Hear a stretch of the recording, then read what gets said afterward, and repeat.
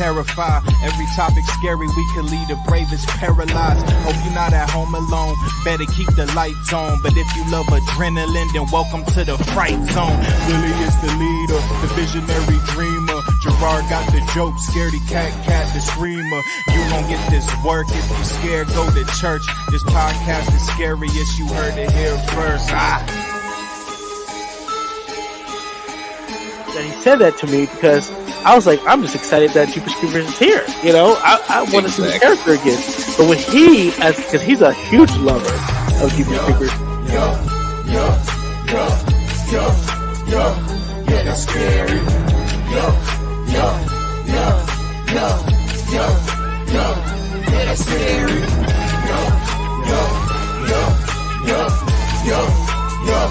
Yeah, that's scary.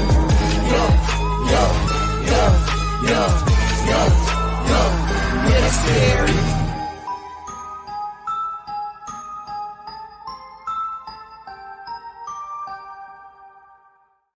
Yo, what's up, everybody, and welcome to Yup, That's Scary, your new Halloween horror and haunted house podcast. I'm your host, Willie May, and I'm so happy to see you guys this Sunday. Now, on today's show, we have Versus, which is a battle between horror movies villains. And we have a movie review on Barbarian. So I want to bring on my co-hosts, Gerard and Britt Segers. How are you guys doing? What's up, man? How you doing? How's it going? I just went into the studio. How are you guys, man? I'm good. How are you? Good. We had a little late start today, but we are looking good and ready to entertain. Yes? Well, yeah, man. I don't think I'm looking good today, but, I'm ready to be entertaining at least. I mean, you had what? You had bronchitis just like not long ago? No, I got bronchitis. I had the flu and I had strep this whole week. It was barbaric, You got SARS and then COVID, right? Well, I didn't have COVID. They tested me for it, but no COVID. I had 102 fever for like 4 days straight. They almost sent my ass to the hospital. That's crazy, bro. Crazy. And just to let you guys know, our other co-host, Scaredy Cat, cannot be on the show for today, but our thoughts and prayers with her. And let's get started, you guys. Shall we? So, let me just say this, you guys. Paramount just dropped their first full-length trailer for Matt Oplin's and Tyler Gillette's Scream 6, a reveal for the fans of the franchise had been waiting like forever. And so when they revealed this, fans went crazy because Ghostface had a gun. Ghostface had a gun. And so I know, Gerard, Scream 6 is in your segment, but I want to play just a little bit of that video. Is that okay? Yeah, go ahead, man. Let's take a look at it. Let's do it. Well, where is it? I I don't do the slides. Don't ask me. Please help us. Just down there. Who's in line here, girl? You got a problem here, guy?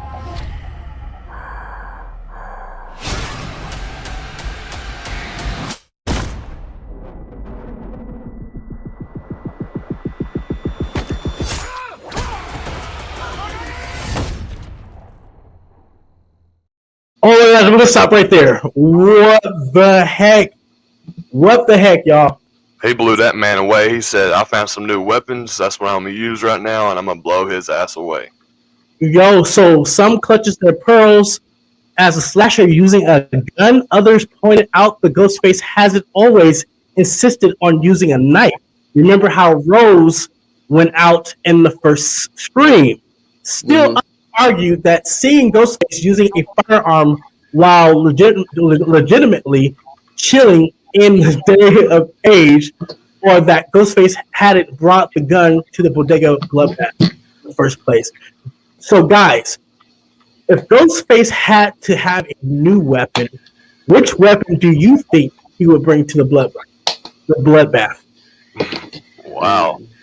This is I mean, he's had the buck knife for years, and we all know what type of buck knife he is. I mean, I got one down the stairs, and then he also had, at one point, I think he had a meat hook too. Am I right? He did a meat. Was that? I know Candyman. I swear I can always picture. He did have a meat hook. Yes, he did have. Okay. You're right. Because I can remember the costume he sold with it, because they always sold with that fake knife. But then, because he's known for that buck knife, it's a buck knife 110, I think it is. Oh wow! Look at you. I know. I'm that good. Look, let me just say this. We are right. He does switch out his weapons. He's not favorite to the one. So knowing that we always see him with that one. Well, no, I think it's more of his opportunity. You know, if the knife gets knocked out of his hand or whatever it may, he's not against using the telephone. He's not against. He's being brutal. He's coming at you with a knife, but whatever happens during that showdown, he's gonna get you. You know, and I don't think he's going to keep that shotgun.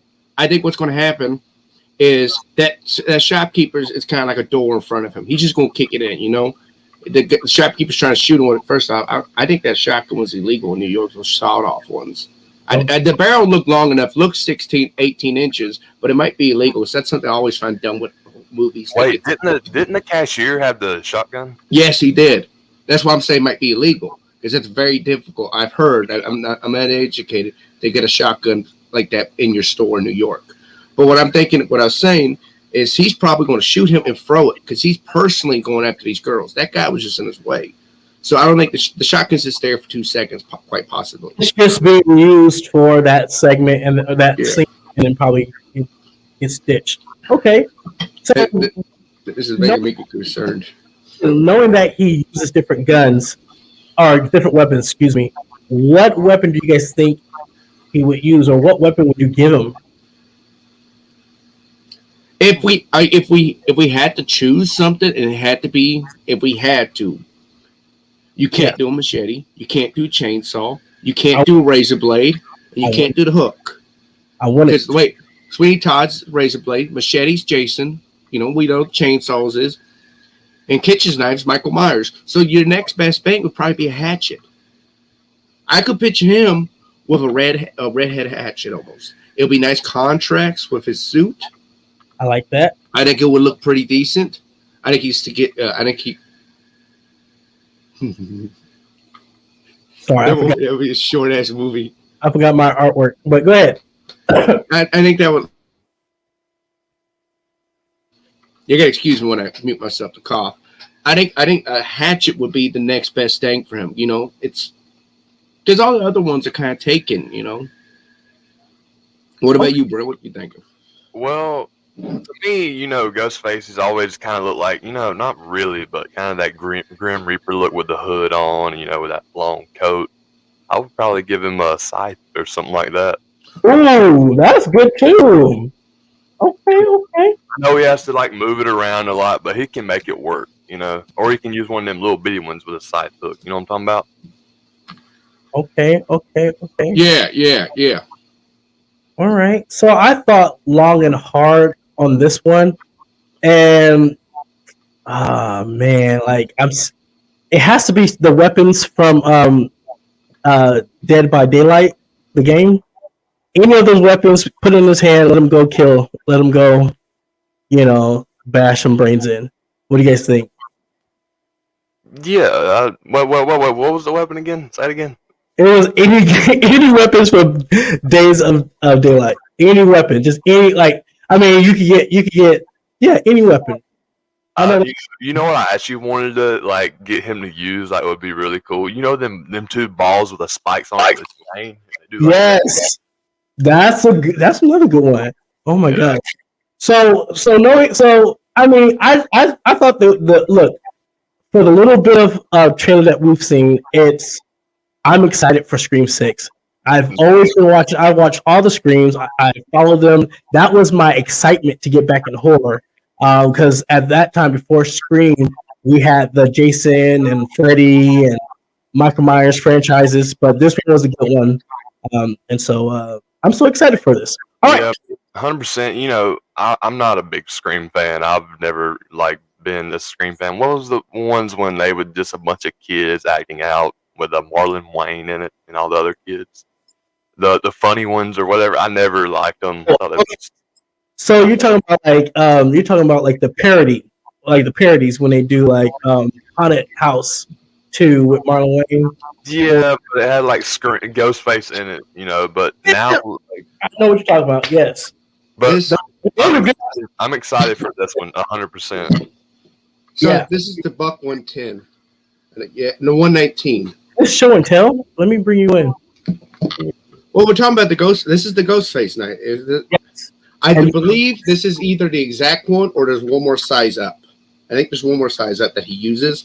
I agree. I went to go get some more cough syrup. I'm like, let me grab the knife real quick. That's an accurate knife right there. Now, this is the real one. This is the Buck 119.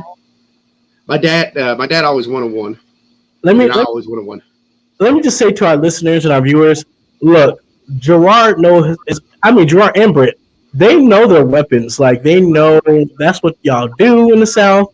Y'all got your knives, y'all got your guns. Y'all know what you're talking about.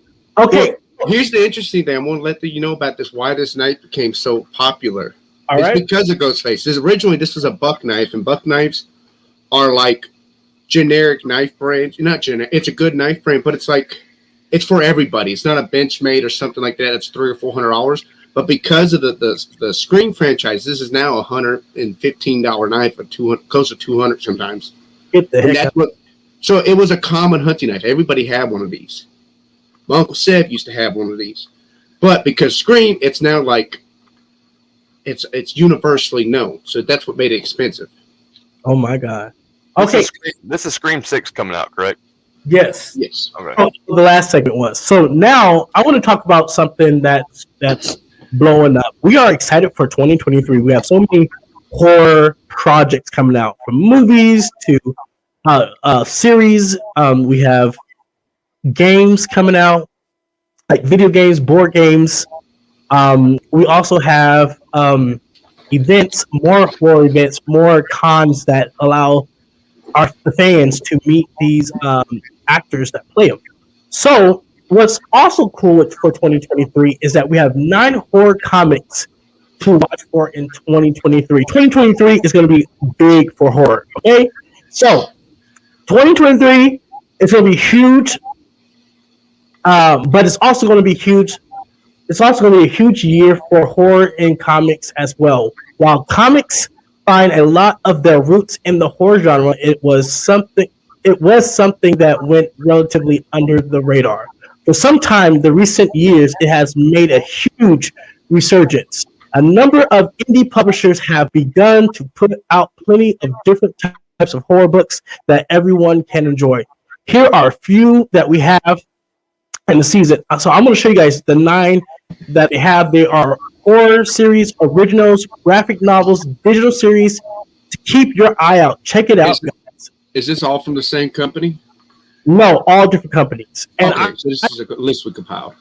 Okay. Right, and so let me say this. I'm so excited because, again, I think the more the merrier. I know that there's going to be a lot of horror stuff coming out. I just don't want us to think horror. I want us to enjoy horror. Does that make sense? We don't want the world to go bad and to like act out these behaviors, and we want them to enjoy and get a fright. So I mean, go ahead. Somebody described horror movies in a great way the other. I heard it years ago. And it's the best way to describe it. Going to a horror movie is not to like glorify aggression and slaughter and all this. It's for the excitement. It's like getting on a roller coaster. You want the jump scare. You want the heart racing. Think of like horror movies as a roller coaster. It's a little bit of excitement. That's why you pay to go ride a roller coaster. That's why you pay to go see a horror movie. You get scared.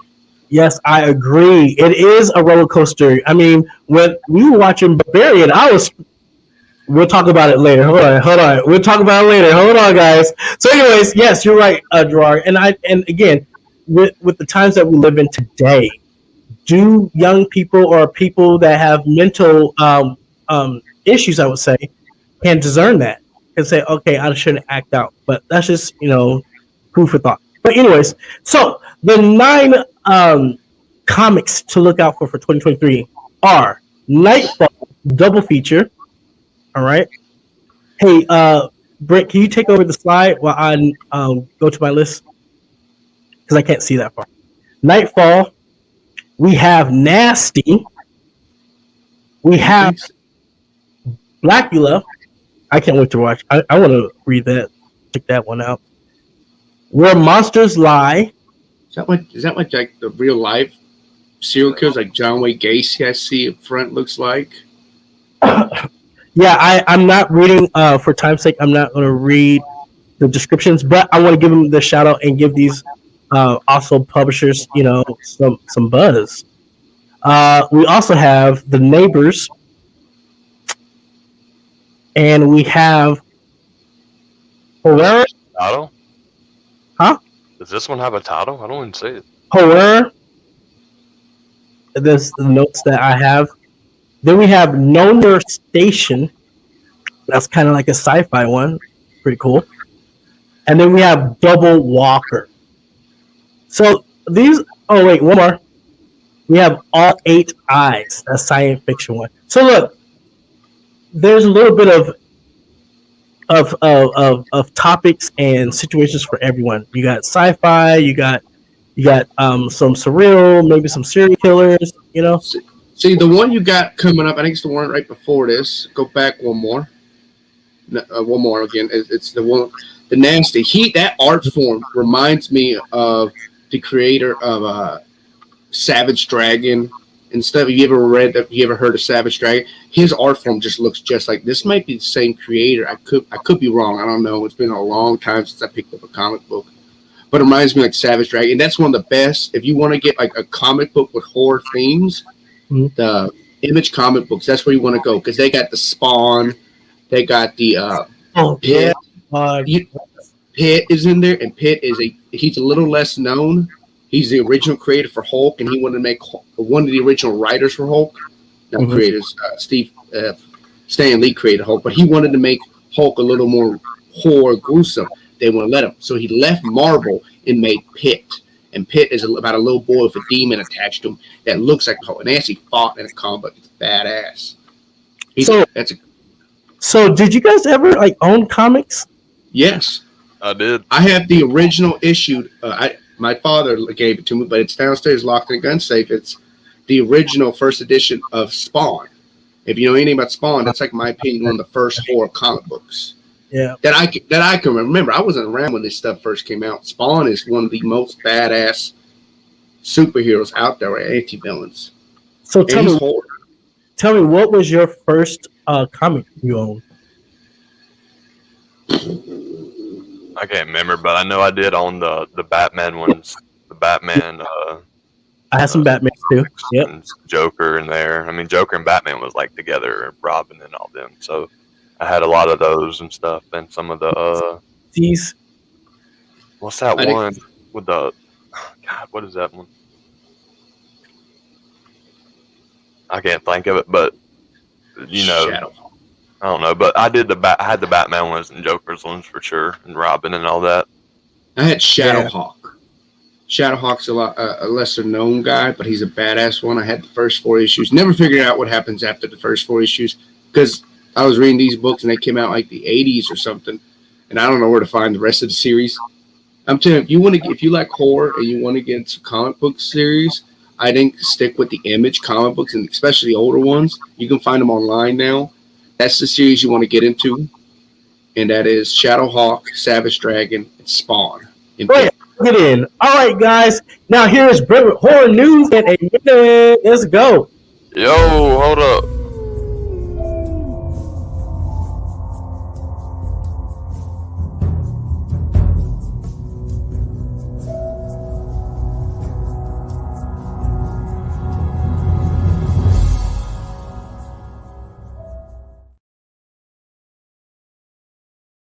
Shimmerink. The horror movie Shimmerink was shot for $15,000 in the filmmaker's childhood home. It was released in 600 theaters across the United States this week and has already made $890,000 at the domestic box office. Stephen King adaptation The Boogeyman is now a theatrical release. According to the new report over at The Hollywood Reporter, Rob Savage's The Boogeyman, an adaptation of the Stephen King short story of the same name, will no longer be heading directly to Hulu, but straight into theaters this summer. The movie occurs after the movie directed by Rob Savage and produced by 21 Laps, the banner behind Stranger Things, had a surprisingly muscular test screening in December that made studio executives and producers reconsider their release strategy. They also showed the movie to King along with the new planes, who gave it to a thumbs up. So The Boogeyman will not be under your closets or under the bed lurking, but is scheduled to be in theaters summer of 2023. Killer Clowns from Outer Space, the game introduces playable characters. A brand new multiplayer game that will pit the clowns against humans, not dissimilar to the game Friday the 13th, the game, and Evil Dead, the game, function as the release creeps ever nearer. We've got a brand new trailer for the game from the folks at IGN offering a closer look at Killer Clowns players can choose from. Let's have a look, shall we?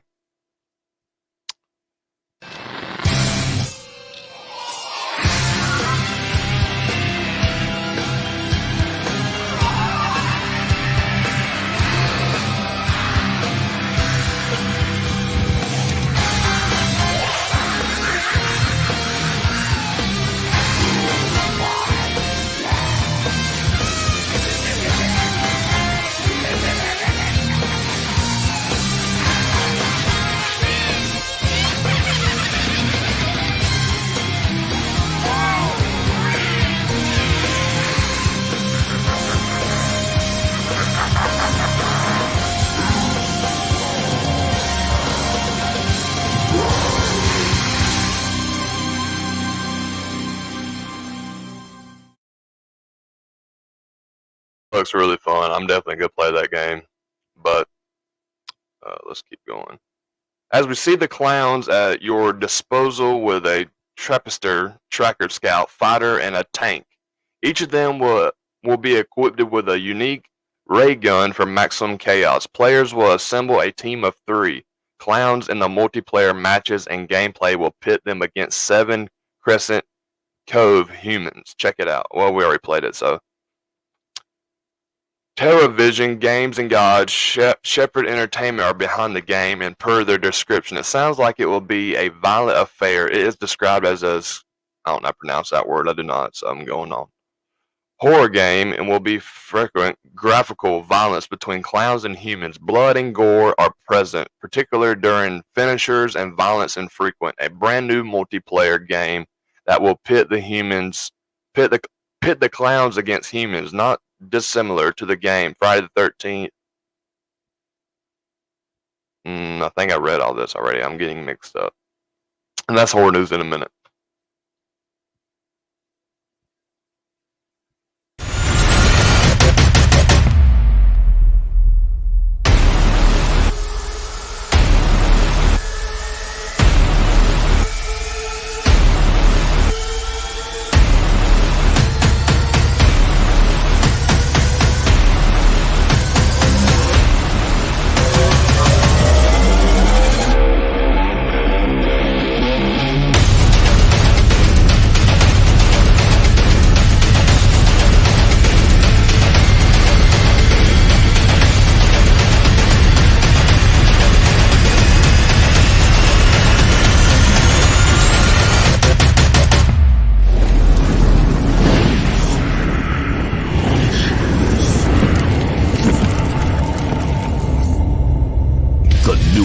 National Haunted Attraction Industry Trade Show. Register now at fearexpolive.com. Fear Expo Live is back, baby. March 23rd for the 26th in Owensboro, Kentucky Convention Center. Fear Expo Live is the newest national haunted attraction industry trade show. That's a mouthful right there. Bringing together hunters and vendors, and they are dedicated to connecting you with attraction owners with the latest products and services from the industry leading vendors earlier in the year to ensure products are delivered on time and ahead of schedule and at some of the best prices. For more information, you can I had a stroke, guys. I do apologize at Fear Expo. For more information, you can visit fearexpolive.com. Again, that is fearexpolive.com. See you there. Yo, that was great. Okay, first of all, can we go back to horror news in a minute? That game, the clown, like the graphics look dope. Now, you know I'm a big Killer Clowns fan. When I saw that trailer, I geeked out. It looks dope. What do you guys think? So I'm excited about it. I'm a big game buff, so this is definitely gonna be on my bucket list to play. And it's a horror game, so as the hosts know, but y'all hopefully y'all don't know. I've been muting myself as quick as I can. I have coughing fits right now. I cough when you said what game is supposed to be similar to? Is it the one that's like Dying Night or Dead by Daylight? Dead by Daylight. So it's like a survival game. It's a couple survivals. Mm-hmm. I was almost hoping this would be like a Gotham Imposters type of situation, where it's like a fun third-person shooter against things. I was hoping it might be something like that, but I think this might fit very well. I don't know if you ever played Gotham Imposters. I think you can shoot pies at the clown. That would be so dope. So I'm just really I want to get on it now. I know that the team over there put me in the beta, but like I feel really bad that I never like got in and played the game. But we were busy with Yep, That's Scary, so I could have played it. You did play it? No, I said I could have played it. Yes, you could. I'm sorry. Should have asked. We forget Brent's got a gaming PC, don't we? I know. And he racist. All right, so we got our movie review, yes, for 2023, our first movie review, and it is Barbarian. Let's go. Yeah. So, let me just say this before we start. Spoil alert. Please do not email us that look, the movie came out on September 9th, and if you guys haven't seen it, it's on HBO Max. Go see it. But we're going to do a movie review, and there's spoiler alerts. So that's that. And before we go and watch a clip of Barbarian, because we never did a ticket or skip it with Barbarian, so we're gonna watch the clip. Did we not? No, we did. No, we never. Yeah, because at that time when Barbarian was coming out, Yep, the Scary was we were in like rehearsals and getting the show ready, pretty much. But Barbarian, a young woman discovers the rental home she booked is already occupied by a stranger. Against her better judgment, she decided to spend the night, but soon discovered there's a lot more of fear than just an unexpected house guest. The release date was September 9th, 2022. The director is Zach Kreger, and it was distributed by 20th Century Studios. Here is Barbarian, guys. Check it out.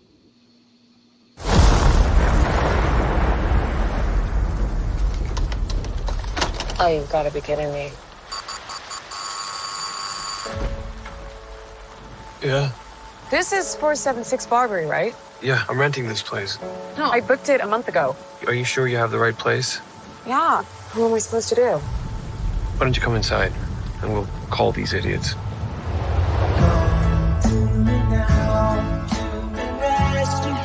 Why don't you just crash here? Oh, no.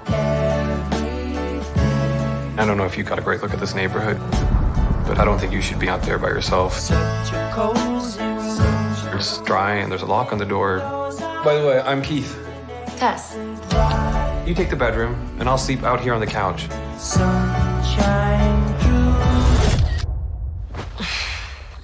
God.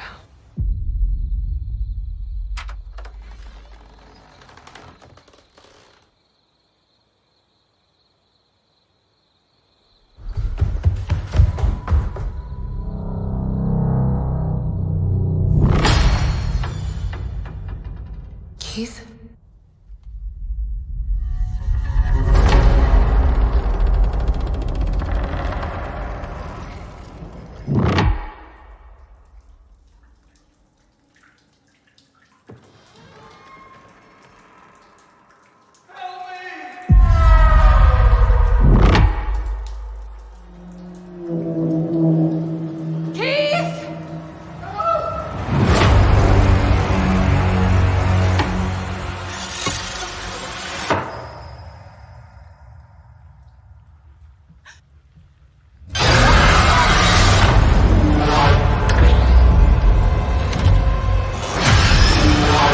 This process might seem overwhelming, but with a little practice, it can soon become a pleasurable experience. This is perfectly natural.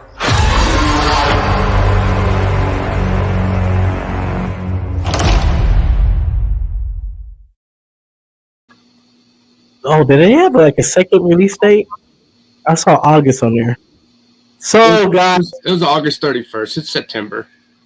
yeah. So, guys, let's dive in, right? So, we all got a chance to watch Barbarian, and I was so excited to see this movie because, again, my brother, my family, we're huge horror fans, and my brother came into town and was like, really? Barbarian's better than Smile. And I was like, what? He was like, Barbarian's better than Smile, and you're going to appreciate it. So, with that note he gave me in passing, I was really excited to see this, and I wanted to see it with, like, as a group thing. And we just never got a chance to do it, but we got a chance to this past weekend. I think, Gerard, you saw it when you were sick. Yeah. This is the best time. I watched so much TV this week, it's not even funny. Yeah. And let me tell you, Barbarian and a horror movie, the best way for me to describe it is it's fun. I think that fits it, I'm gonna say thrilling. Thrilling? Thrilling. The roller coaster, like you said, it takes you on. That takes you on one. Really, one word description. We got fun, thrilling, and a third one. Oh my gosh! See, why are you gonna put me on the spot like this? Because my mind was somewhere else. But I can do it. I guess I can do it. But I mean, to me, it was exciting. I get excited to go to Airbnbs. I go to an Airbnb. I rent out an Airbnb, go travel, see the world.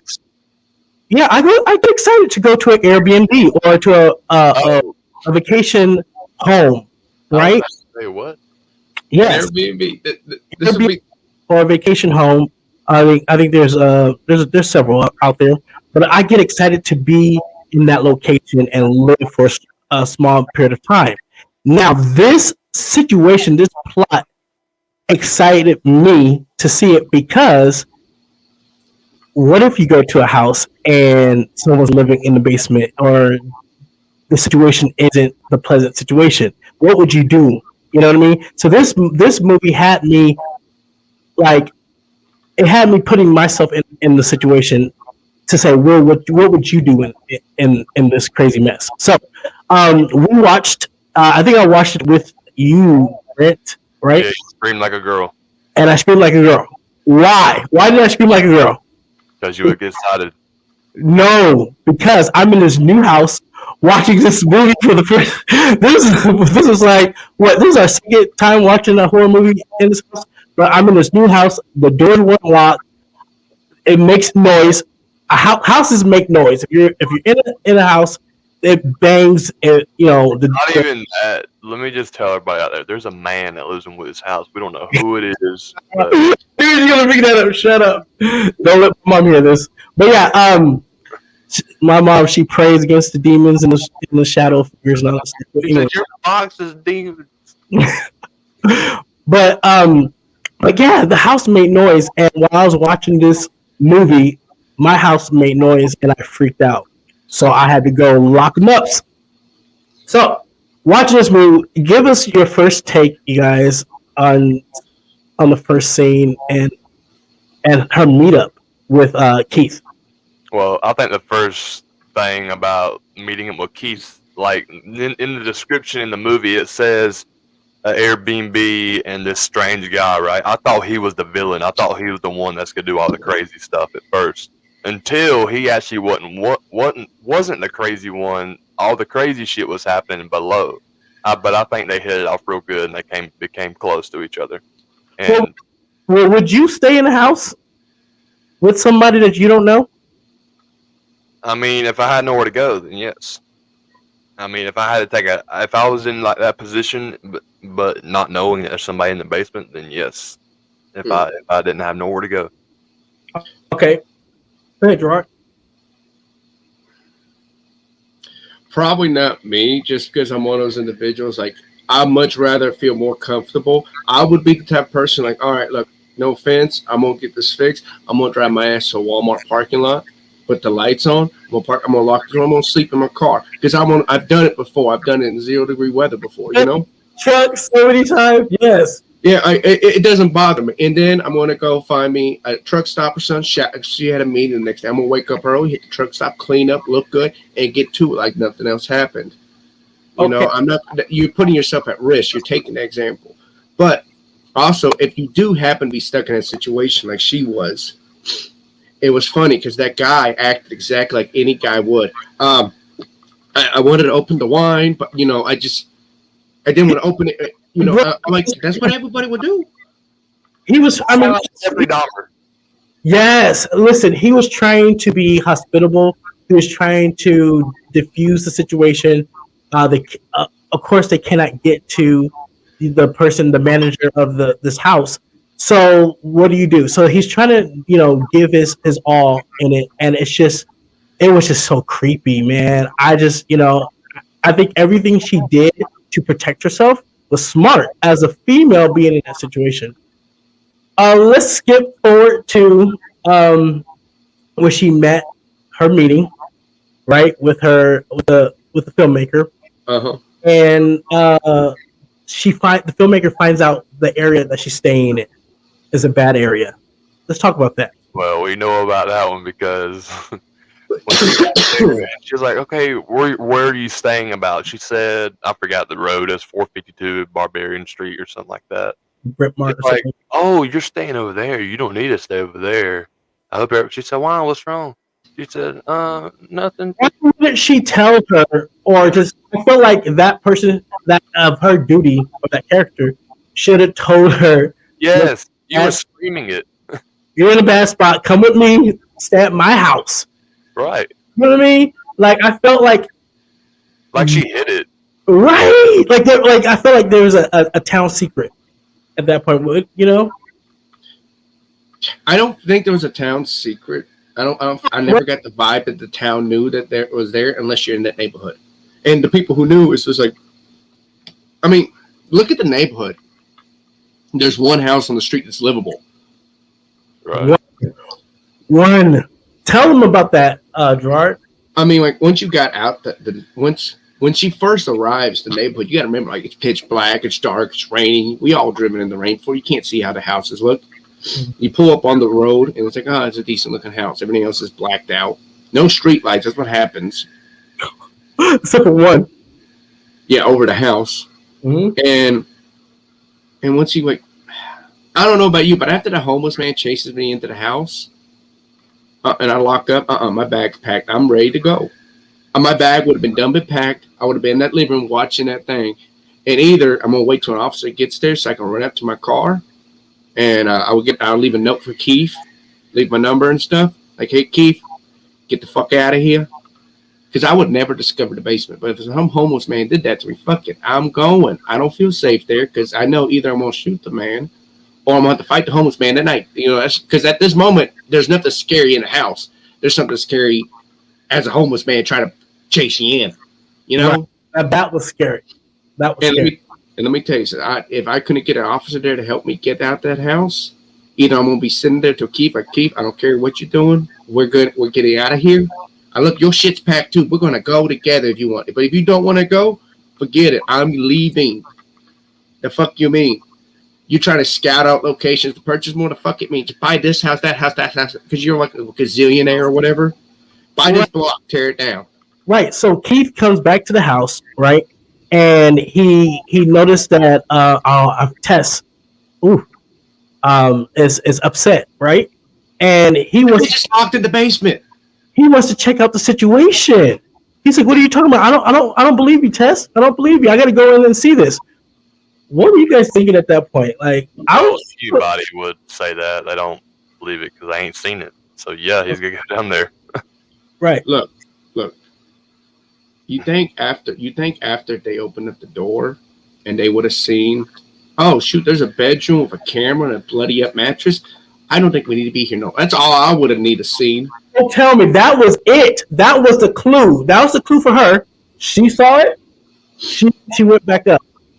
But our dear friend Keith, who is trying to be hospitable, wanted to go beyond his hospital, his skill set, down some stairs, look like long stairs, long dark hallway, to meet his maker. There have been Airbnbs that have certain room lock and no idea what's in those rooms. Ooh, hey Cat, hey Cat, it's good to see you, Mama. Look, Cat, what would you do in that situation? I mean, you see, again, I've been to an Airbnb where it's locked, or a room is locked, and you probably have some supplies, or it probably is the owner's room. Would you stay there? Let us know in your comments. Actually, I stayed in a situation similar to this. I was in Texas during the flood, that bad flood. We drove from Tennessee to Texas to go volunteer during the floods several years ago. And we're over there, like, we're literally like no plan at all. Our back, we have 2 bags packed and a tote full of food because like everything's destroyed out there. And we're just gonna go volunteer and help out and stuff. So we get there, and we drove all the way to Texas, and we're trying to help them. And we asked one of the people who's in the organization, like the Catholic organization, are trying to help them. Hey, y'all shut these gates at night? Like, yeah, it's a big tall gate fence there. Can we park our car and sleep here? And this woman was like, wait, y'all are sleeping in your car? I'm like, yeah. It's like, no. They had a family member, older family member, die, and they had a house just sitting there. So they let us crash in this big old Texas mansion. We had this mansion to us. It's not a mansion, but it's a big ass house, like 8 rooms. And we're staying there. We're trying to be respectable and stuff. Very nice people. But then, like, we open up the closet. There's a little door in the back closet. We go in the closet. Underneath the closet in the stairwell, there's some rubber gloves, like not like disposable, but gardening gloves, covered in masks and all this covered in red, looked like blood. And there's a hammer back there covered in blood. I'm like, what the fuck is this? What is this? There's symbols painted underneath the staircases. There was legitimate symbols. And we're like, what do we do? I'm like, go to sleep. But Gerard, this is your second like weird rental. Like, no, we weren't even renting this place. They just let, hey, why don't y'all stay here? Yeah, we should have, but I was 17 or 18, dumb. That's why I don't get. I ain't got this mentality anymore. I'm like, fuck it, I'm gonna leave. But I guess maybe because it was a flooded situation, like you couldn't leave certain areas because how bad it was. I mean, there were sharks on the highway, like swimming. It's crazy. Yeah, it was that flood. People remember those pictures. That's the flood. I got a shark tattoo to remember it by. And yeah, there was like a red cover. It might have been paint, but it looked bloody, gloves and mask underneath the stairwell. That's what made it weird. You think they would just throw it away if it was paint or something. But no, it's underneath the stairs. Where's symbols? And I said, fuck it, we're sleeping here, I guess. I just slept with a gun underneath my pillow. But didn't you have another weird situation in St. Louis? Like when we went to Transworld, I stayed in a hotel. He was small. You stayed where? In some like castle, like apartment place. Well, first off, what happened in St. Louis? It stays in St. Louis during Transworld. God, it was. We had to keep that. We had to keep some stuff there. But we stayed in this. We stayed in an Airbnb. Right. And like first off, it's like this weird. It's like an old historic building. It's like the corner has like a castle circle thing off the square building, so it looks weird, and the windows are all broke out of it. Instead of placing the windows, they just hung like 15 covers. It was like a little reading nook, and that's how they kept the weather in. Covers over the window. Yeah, it was like 15 of these things. Like you had to go just to get. It's like, okay, I guess that's insulation, but it's not like it was there temporary. It's been there for years. It's so dusty and gross. And we had like 8 or 9 people going with, not 8 or 9. It's like 6 people with us. We were cramped in a truck getting there. And we're sitting here. And we're at this place. And like, dude, it was weird. Like, it was above a bar. And it turned out the bar was a gay bar, which is no fault there. It was so situations, like literally back to back to back. And the locals like, look, don't leave your house. Don't leave the Airbnb after dark. After dark, you lock the doors. You stay in there. And like, okay, and say, hey, take all your valuables out of your truck, leave your truck unlocked. If it's locked, they're gonna break your window. But leave the truck unlocked. If it's open, they'll look through, ain't nothing there, they'll leave. No, wait, I'm not even done. And like the bar we go down to, like we leave downtown St. Louis, and like we just party, we just got taxi party. And the bar turns out to be open. I'm like, damn, it's still 2 a.m. The bar's still open. We go to this bar.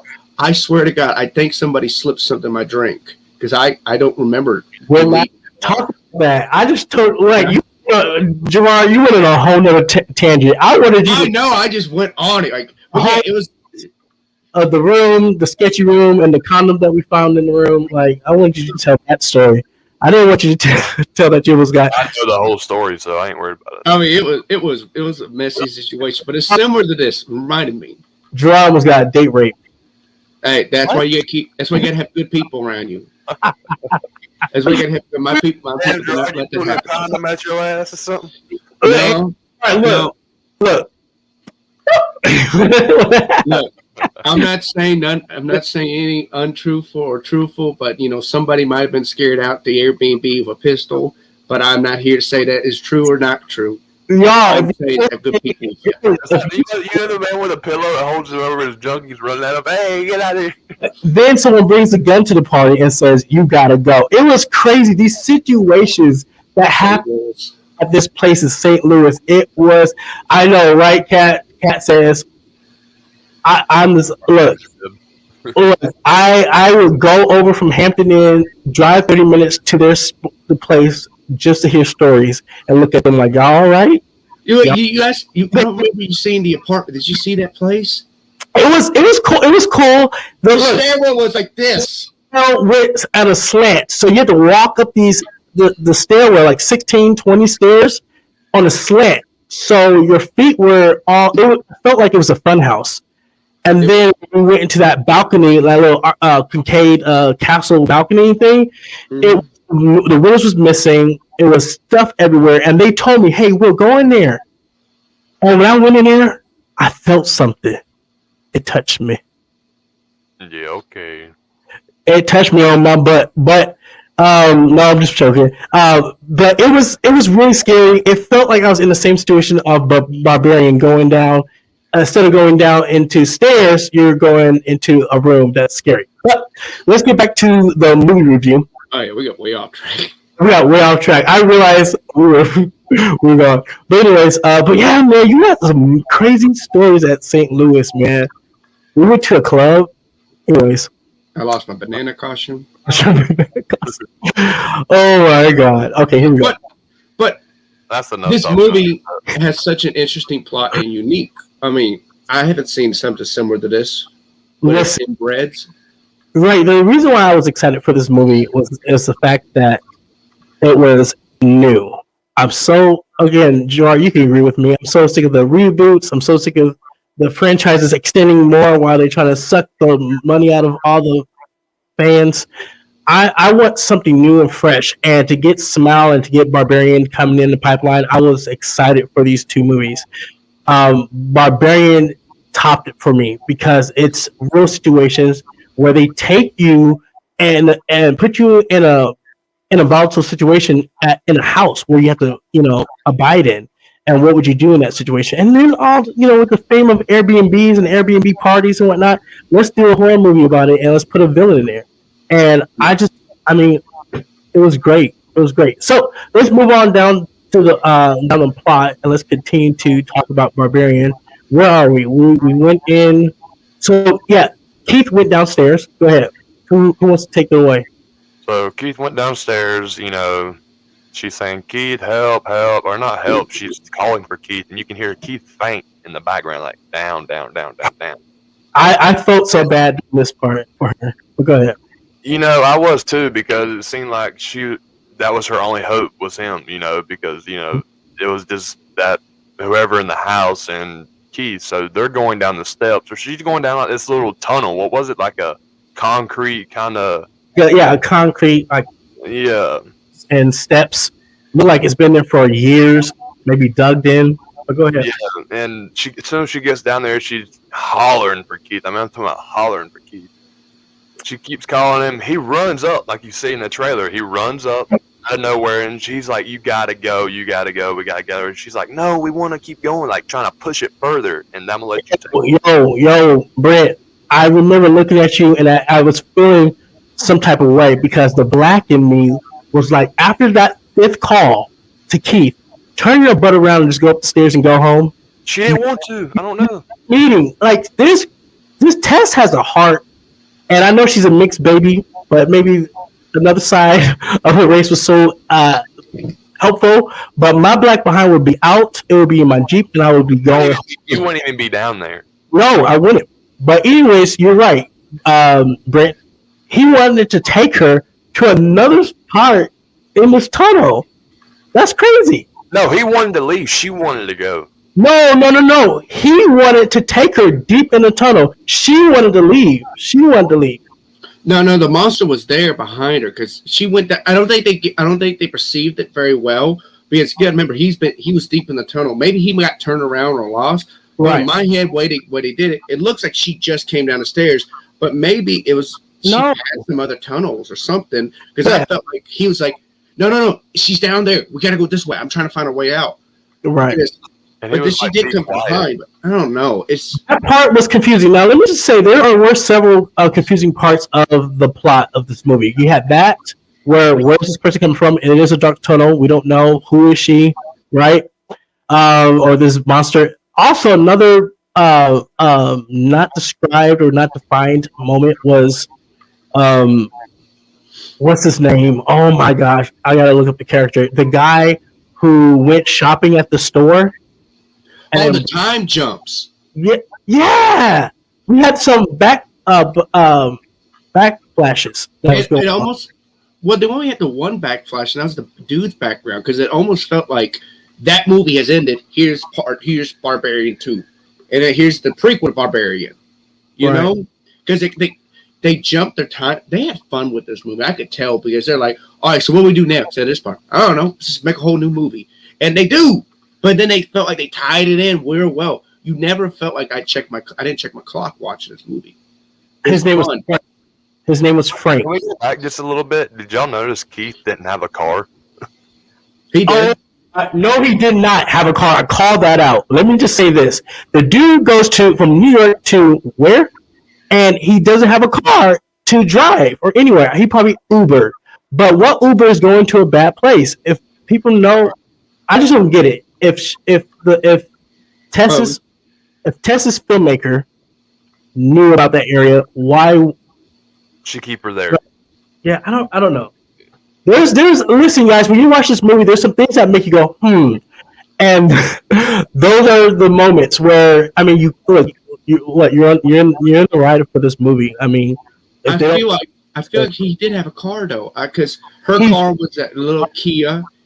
His car was. She had a Jeep. I swear he had a car. No, she had a Jeep, a blue Jeep, and when she pulled up the first scene, there was no cars parked in front of that house. That was my first indicator. Then when she went to her meeting and came back, second vision, no cars parked in front of that house.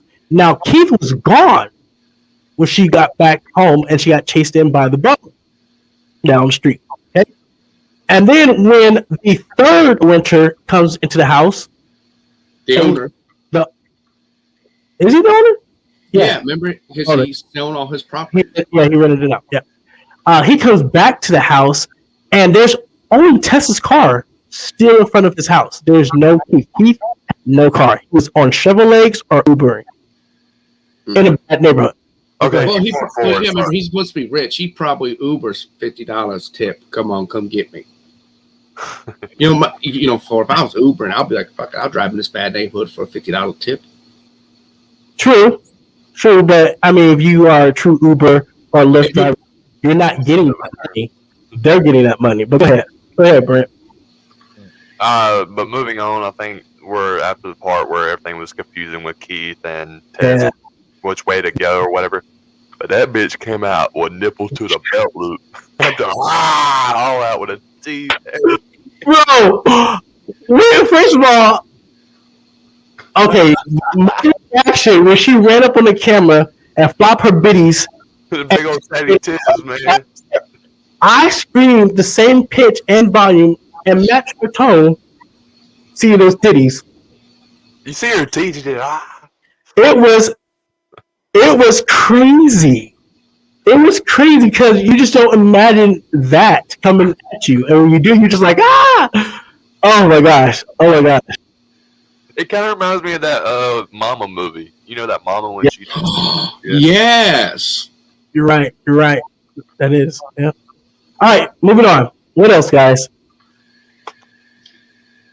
I think that's so after that, like as soon as she comes out and that happens, they get killed. It cuts and it goes to the third character of the movie now to come on in. And I love the time jump, and I love the feel. Like immediately it goes from it's that roller coaster. It builds, it drops, and it smooths back out. And now he's playing that bop song, and you're learning about this character. And they're trying to get you like this character. He's just an average Joe. You know, he's singing along this silly song or whatever, driving, beat bopping. And they want you to like him because you're going to start to hate this character real quick. First of all, before you jump there, I just want to say the character Tess, the actress is Georgina Campbell. She's great. She's an amazing actress. Love her. And then, of course, Keith is played by Bill Skarsgård, who played It in It. There we bring that was It. Keith was It. Yeah, that's it. Yeah, and the producers of this movie produced It. So that was great seeing like Britt, you called it out when Bill was. Yeah, I called out It, and when they had the third character, well, that's Jeepers Creepers. The kid. For me, it excites me seeing another actor from a different horror movie play a different character. You know what I mean? It really, I was excited. This whole movie just totally had me lit. So when you said It was playing, I was like, oh, he must have played Mama. And when he first said it, because that's what. But I'll tell you who's playing Mama because I had an awesome story to tell after this. But Justin Long, the actor playing the character AJ, who is an actor in film. Was he a producer or he was an actor? He's not an actor. I don't think he's an actor. Okay. Well, he had an incident that allegations, came up on him that he raped a lady an actress. So he's coming back to his home to liquidate it, to make some money, so to lawyer up. And then he noticed that there's things, bags, computers, car in his house still, right? Right. So what does he do? He throws that damn laptop across the room. I'm like, what the fuck? So you noticed it. I noticed it. I was like, this dude is ruthless. Let me tell you, I was talking to my brother about him, and my brother was like, oh, I love AJ. I love Justin Long. He did that. He was so funny and just a different take from the shit he said made me laugh. Oh gosh. And I love this actor. And so he was my frosting on the cake. But go ahead. He throws the laptop. I hated him. Oh, guess who it is? What? Look at Evil Chad! What's up, girl? How you doing?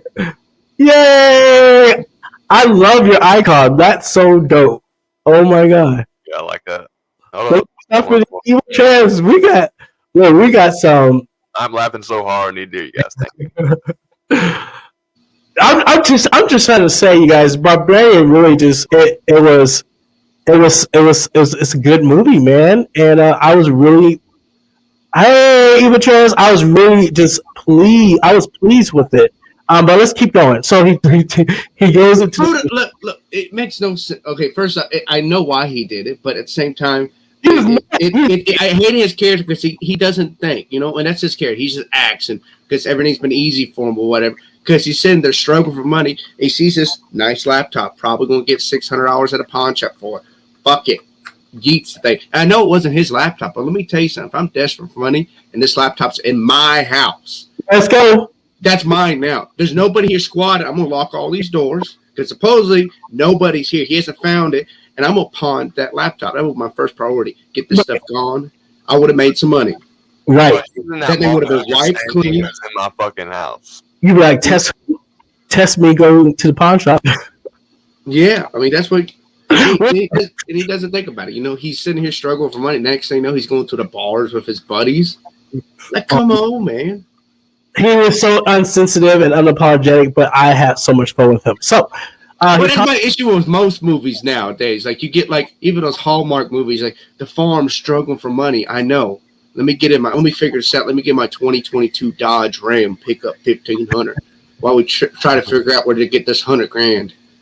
It's only $80,000 truck, let's figure out we got to get this $100,000. Right.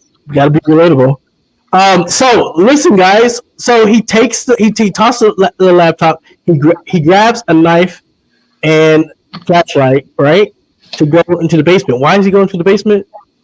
He's measuring out the square footage. Yes, he's trying to get some kickback, right? Something, I guess. I don't know. Y'all let me know because he sees the rape bed. He's like, money. I see a rape bed. I'm like, what the fuck is this? I told Willie, I said, I see a camera. We using that for. Yep, that's scary right away. Yeah, in that room. Take that camera, boy.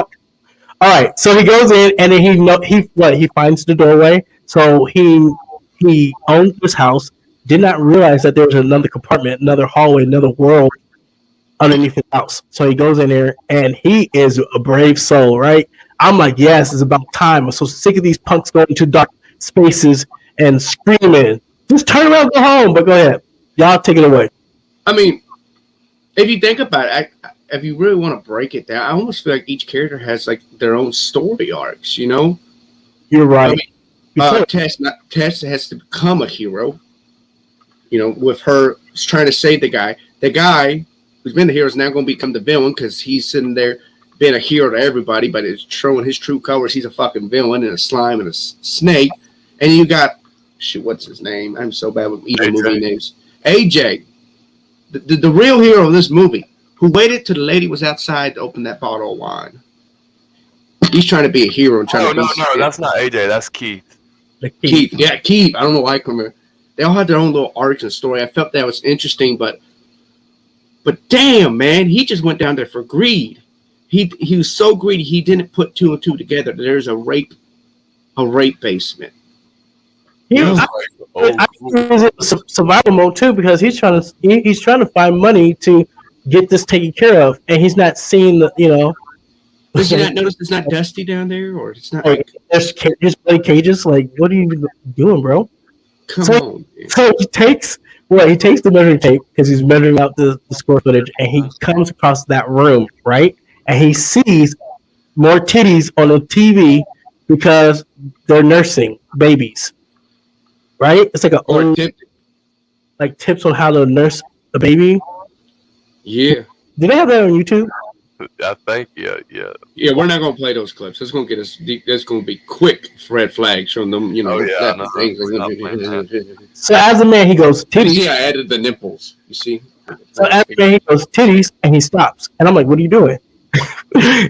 You're in some world underneath your house." And what happens, guys? Just go. I think from there, when he's measuring the house, getting the square footage, I think the tape measure just ravels up automatically and he freaks the fuck out. That is such a good use of a tool to be scary. Yes, it is, because I get scared by it to the day that makes that noise. Right, because there's something on the other end that just, what happened? You okay? Oh, you're coughing. Okay, sorry. Something on the other end that is pulling it, and it freaks me out, man. And then he bumps into who? Nipples to the belt loop. I don't know. To the belt loop, and she drags him and puts him in the pit where we find our girl. Yes. Now let me tell you when she popped up. Now this transition. Watch this movie, guys. When Mama throws the beast, the monster that with titties, throws AJ into the pit. The transition to reveal Tessa's inner was epic. It had me. I was jumping on my bed. I was like, woo! Like, I was excited because I wanted to see her. What did you say? Drink the milk. Drink it. Come on. Drink this titty milk. You skipping it. So I was so excited to see Tess alive and still kick it. I was like, girl, I'm rooting for you. So yes, Gerard, the out of the top is this nasty male clawed beast with this gelatin bottle. I don't even know where do you get that bottle from? They measured it off her nipples. Remember when before they even showed none of that, wasn't it? Remember back, it showed the guy carrying the baby stuff at the grocery So I was store. gonna say, thank you so much, Brent. I was gonna say Frank went to the store, okay, and the lady helped him get groceries and maternal things. He had a cattle one. That's a cattle nipple. Is it a cattle nipple? Thank you so much for clarifying it. But it was just jiggling. And let me just say that shot when they revealed it and how it was coming down was epic, man. On it and shit. She said, "Just suck it, where she'll leave us." Man, you better suck that nipple. I was like, what would you guys do? Would y'all suck it? Bye-bye. Thank you for stopping by. Thank you for stopping by. We love you. Has anybody ever had to use that line? Man, just suck it, and he will leave us alone. Is that a conversation that goes on in the bathrooms at the women's room? Just suck it, he'll leave us alone. Maybe in other places, but let me just say this: would y'all suck the baba? That's good. I mean, if I know there was two people in there, and you know, if it's like doing like that at me, I'm like, I'm not sucking your fucking bottle, bitch. You can suck your own bottle. Get that shit out my head face. And I say he can suck it. He wants the bottle. No. Here's the issue, Brent. You're tall enough. She won't even use the bottle. You stand up, and she just slips the titty in the cage. You know, you're tall enough. You can reach it, man. Yeah, that's what happened too. And it would just fall right there. Joy, I don't know why you said that because the picture, my imagination goes to a place, so I went to a place. Mine does too. I see it. Let me just say this: Oh, they're in a ground cage. So everybody understands is they're not in a cage. They're in like a ground, like trench, a 6-foot trench in the ground. And what's in the trench is a metal bar cage, like a pirate ship cage, like in the bottom. Right. And they shut it right there. That's how they're locked. It's not like the cages. There are cages in the other scenes, like kennels and stuff. But at this point, they're in a hole in the ground. They're in a hole. I have no idea how you got those permits. If I was there in that cage, I would help y'all get out real easy. And thank you for clarifying that, Gerard. But man, this beast is standing on hands and knees over them, trying to reach her hands through the bars, trying to give them this cattle bottle with this long nipple, trying to feed them and trying to mother these prisoners. Right. And when AJ denied the Baba, you see for the first time how violent her strength is. When I saw that, I was like, oh, it's almost barbaric, her strength. Right. I was like this. I'm like, where's nipple? I would have put it in my mouth and say sorry. But that didn't happen. She drags him up. She takes him into the room with the TV in it with nursing, and she decides to take her crusty and in his mouth, and he is biting her.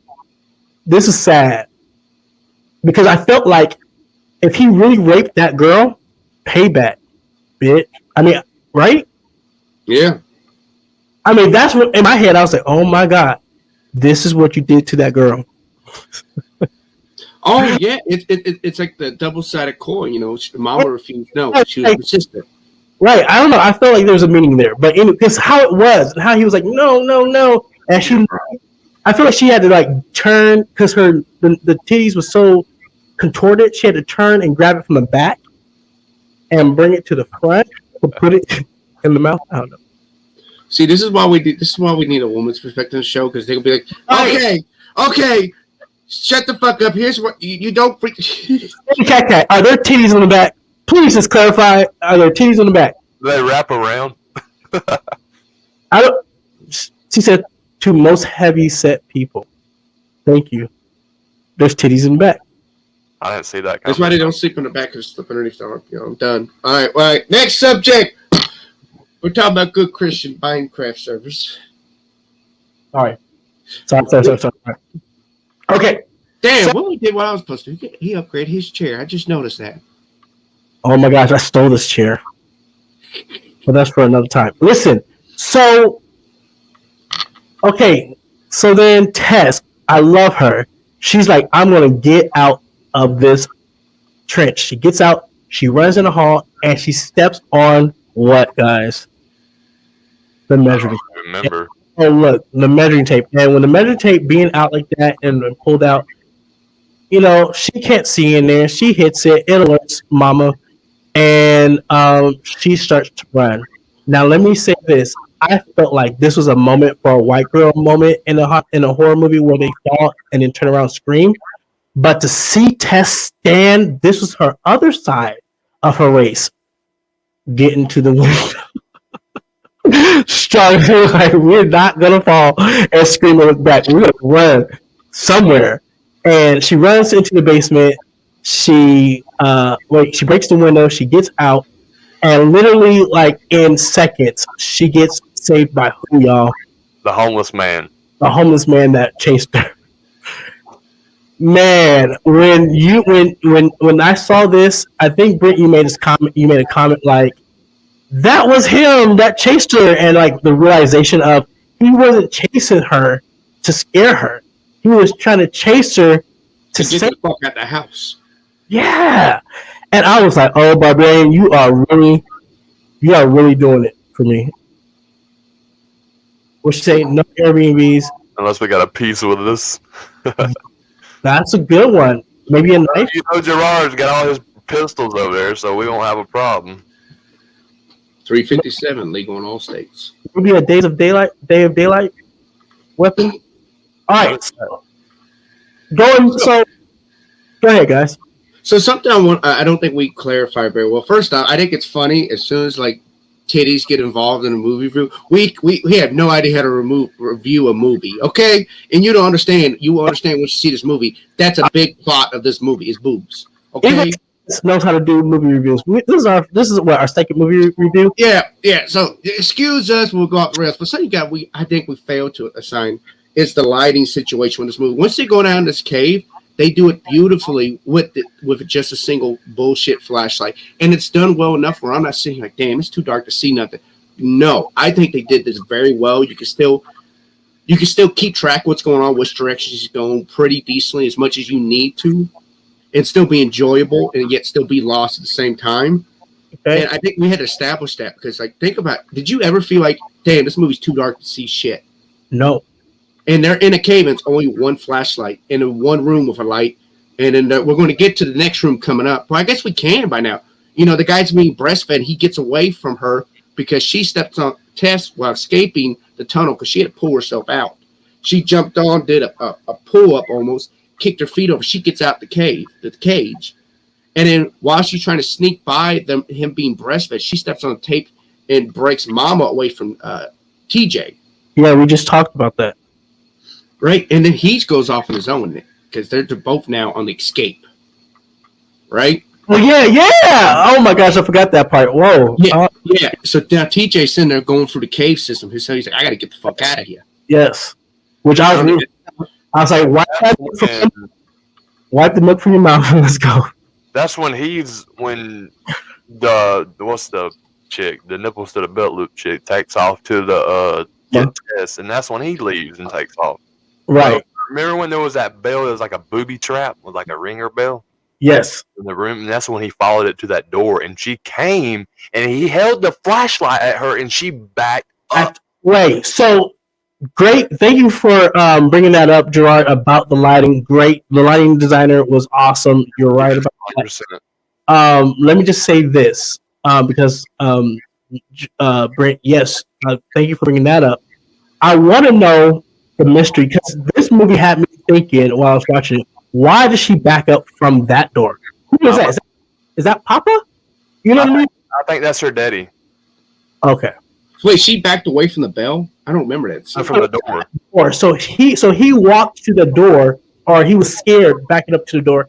She recognized that door. She knows that door, so she started backing away from him because he was at the door. Do you remember in the beginning of or in the middle of the film when he went to the store and she says, "What do you need all that stuff for?" My daughter. Remember she said, "Daughter." Yeah, it's his only daughter, and he's taking care of her. Mm-hmm. And now she's like afraid not to go near that door, I guess. Well, the thing is, my question is the relationship between Frank and Mama, right? What happened down there in those tunnels? Why they did not stay upstairs? What went down in those dungeons? Well, they said it, you know, the babies had babies with the babies that had the babies that had the babies. The mama's what's left. It's a bunch of inbreeding going on. So maybe he, you know, and the guy watched the tape because he didn't just kidnap that one woman from the grocery store. Because you remember, they showed it. Because this movie's kind of, if you don't pay attention, if you get up and walk away, at one point you can miss a key moment. If you get up at certain points throughout this movie and you miss it, you're gonna miss everything because the story will jump. Right, it will jump between two different group of characters. Then it's gonna jump a whole timeline. Then it's gonna come back. It's like many movies put together to create the story. Yeah. And they've done it phenomenally. They've done it so well that they set them up for several prequels. Several. Right? Thank you, Gerard. Thank you. Because when he opened up the cabinet, it was the redhead bitch, the cashier. He kidnapped multiple women for years. That's so, deep. And then where are the kids? More babies. Where are the babies at? I'm talking about not there. The people that's coming in renting. What if they can make babies with them and trap them? And how she was feeding the bottle to them and getting them set up. I think I don't know. I think this was more of if you come down here, you ain't ever leaving. Right. I mean, look, she's a girl. I think she still thinks that she's in like this younger self mindset where she may. I don't know, guys. I think Mama has a younger brain, right? And she does better, and she's trying to be a mother. She wants to be a mother, right? And so she's going to grab her victims and she wants to mother them. I don't know if they want to have incest or like babies with them. I think she just want to be a mom because you see at the end. I mean, that's all she knows. That's the only thing she can watch. She doesn't go in that room. That was her purpose. That was her purpose of existing. I want to love. I want to love my baby. I want to love. The thing is, why are they down there in the first place? Like, we don't know. I know exactly, Brent. That's what I was saying. This is to make a movie. This is the thought that where your brain goes in questioning of things that's not revealed in this. Only they know, the people that played in the movie. Right, but to piggyback off of Gerard, this is a great way to have prequels and sequels and all that stuff. So moving on. That's great. Where we at?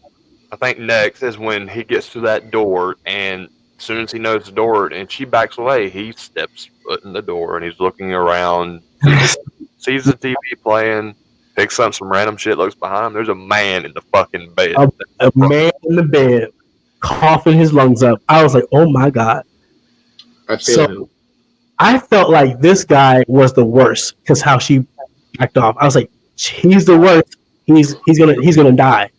But the situation was so hilarious, y'all. How he was like, oh my God, I gotta help you. We gotta get out. Well, I gotta get out because you're in the bed. Like, I was dying because asking for his shit. That scene is my favorite scene. Enjoy every second of it. Just bask in it. So yeah, he meets Frank, obviously, and Frank is coughing up his lungs, and he is trying to, AJ's trying to get out, and all of a sudden, Frank pulls out a gun. I went downstairs after that scene, so I don't know what's next, guys. The guy ends up shooting himself in the bed. Oh yeah, Frank shoots. Frank told him, AJ or Frank. Well, Frank was the bad guy, right? Did he have a name? Frank was in the bed. AJ pointed the gun at AJ first. Yes, he did. But then he puts it towards his head and then he shoots. Mm-hmm. Now, AJ is the guy that had to suck the titty. Yeah, because AJ told Frank, hey, the cops are about to be here. We're going to swarm this place. And from the guy's bed perspective, he's like, I'm not going to jail. Right. I'm too old to go to jail. Thank you. Oh my God. From Frank's perspective, he just sees a strange man down here. He doesn't know that, oh my God, the cops are here. He doesn't know if they're in the tunnels or what. I thought the same thing when he shot himself. I say the reason why he did that is because he cannot get caught in the situation. He cannot take the fall for it. I got to kill myself. The evidence is on the tapes. He's already dying.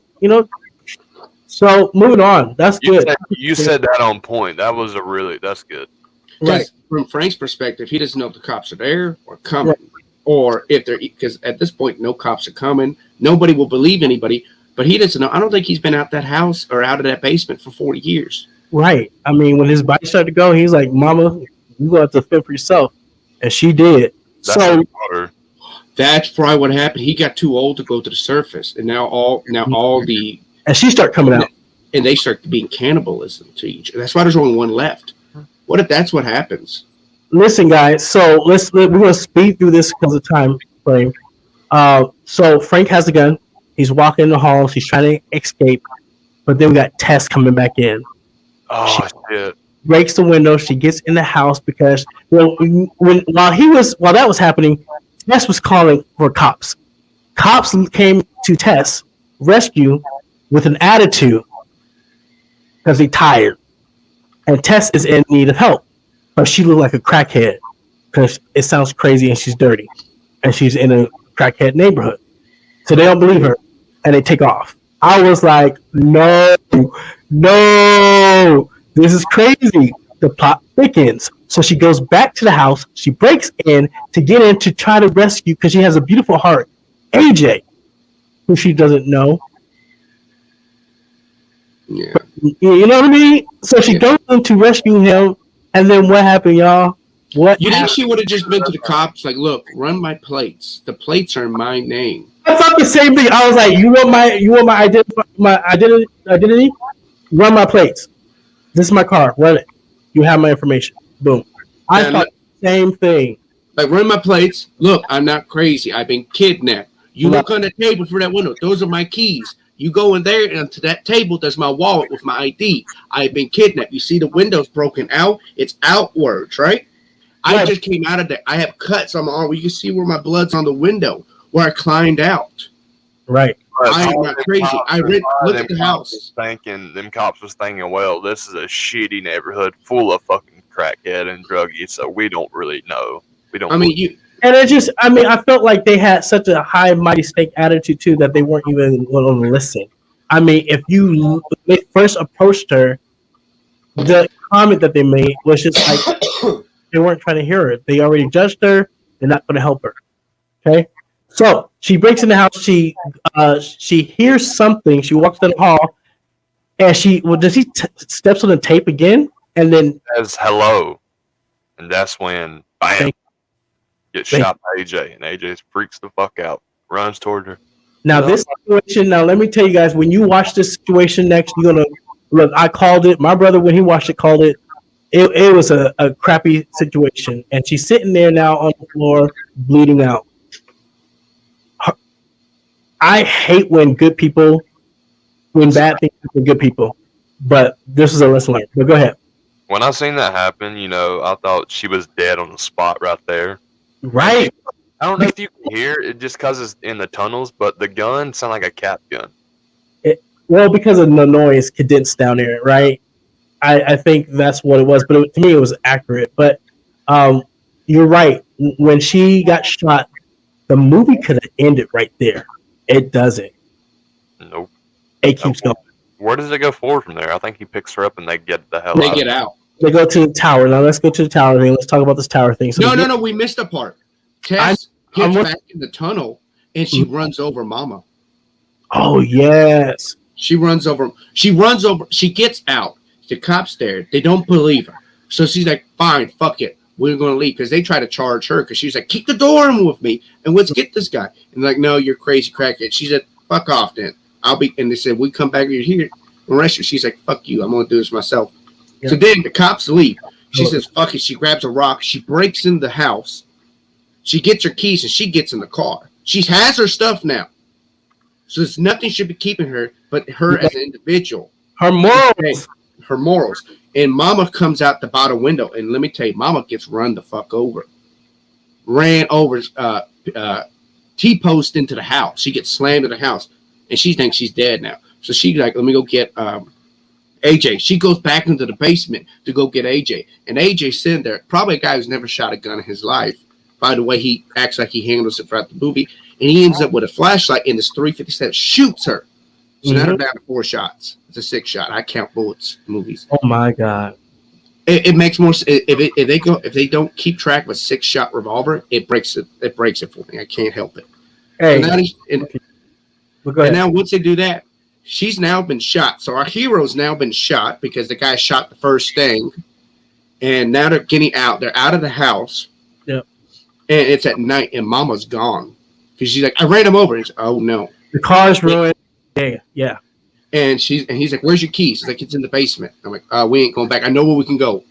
Water they go tower. to the water tower. I think they were just trying to walk towards the water tower, but then the bum, the help, that helped try to help Tess, calls him in to his territory to chill and to I talk. gotta say this part. What? We'll get there. Let's keep going.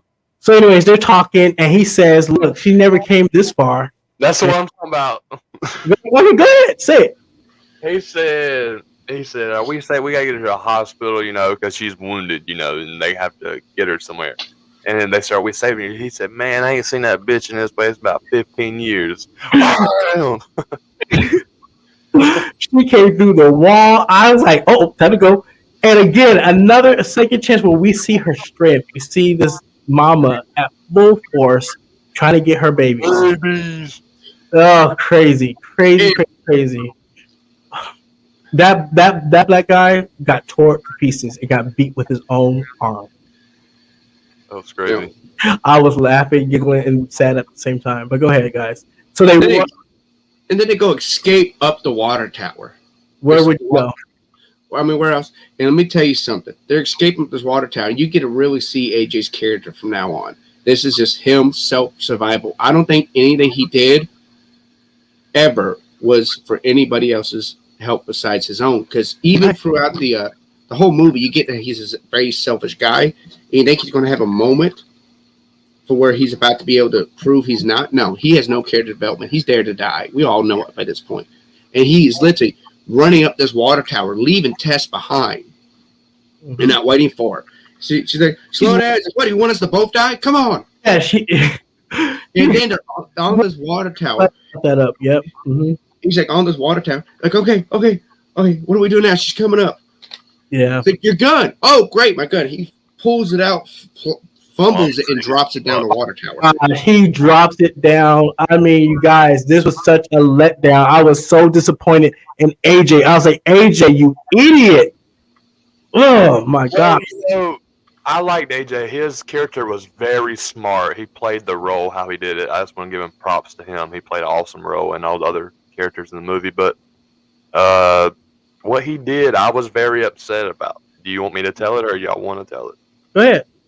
Well, anyway, like Josh said, he's like, "What do we do?" He drops the gun. Mama, I think she comes up on the top of the step. He says, "Well, you want your baby? Get your fucking baby." He throws that bitch off the water tower. Grabs her by the hair. Hair.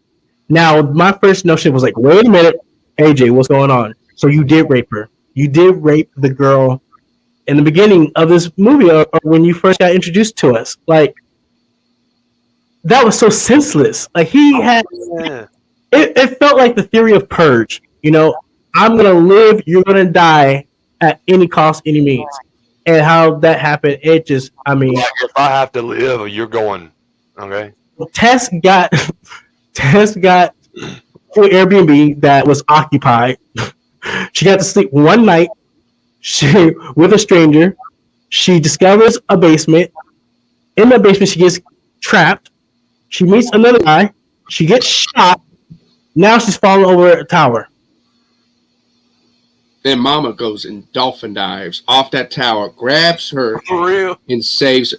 Now, that's a mother love that is so unconditional. She would take her life to save her baby. And wow. So they go down. AJ goes down these stairs and checks it, right? And you got to notice something. The way they both fall with the gun. That's something important. You get to see visual, which you don't get to see with us discussing. They fall beside the gun. And he looks down. And he sees Mama underneath Tess. Mm-hmm. So he goes down. He thinks Tess, Mama's dead. He goes there and he pokes Tess. Tess ends up alive, just injured as hell. I was like, "Oh my God, we're going to get out. Come on, let me help you." And you're thinking, okay, I hate how this man's still alive. Why is she so hurt? Let me tell you, Mama ain't dead. She stands up and she just grabs him by the fucking head, digs her thumbs into the eyes because that man hurt her kid, and he kills her right there in the street.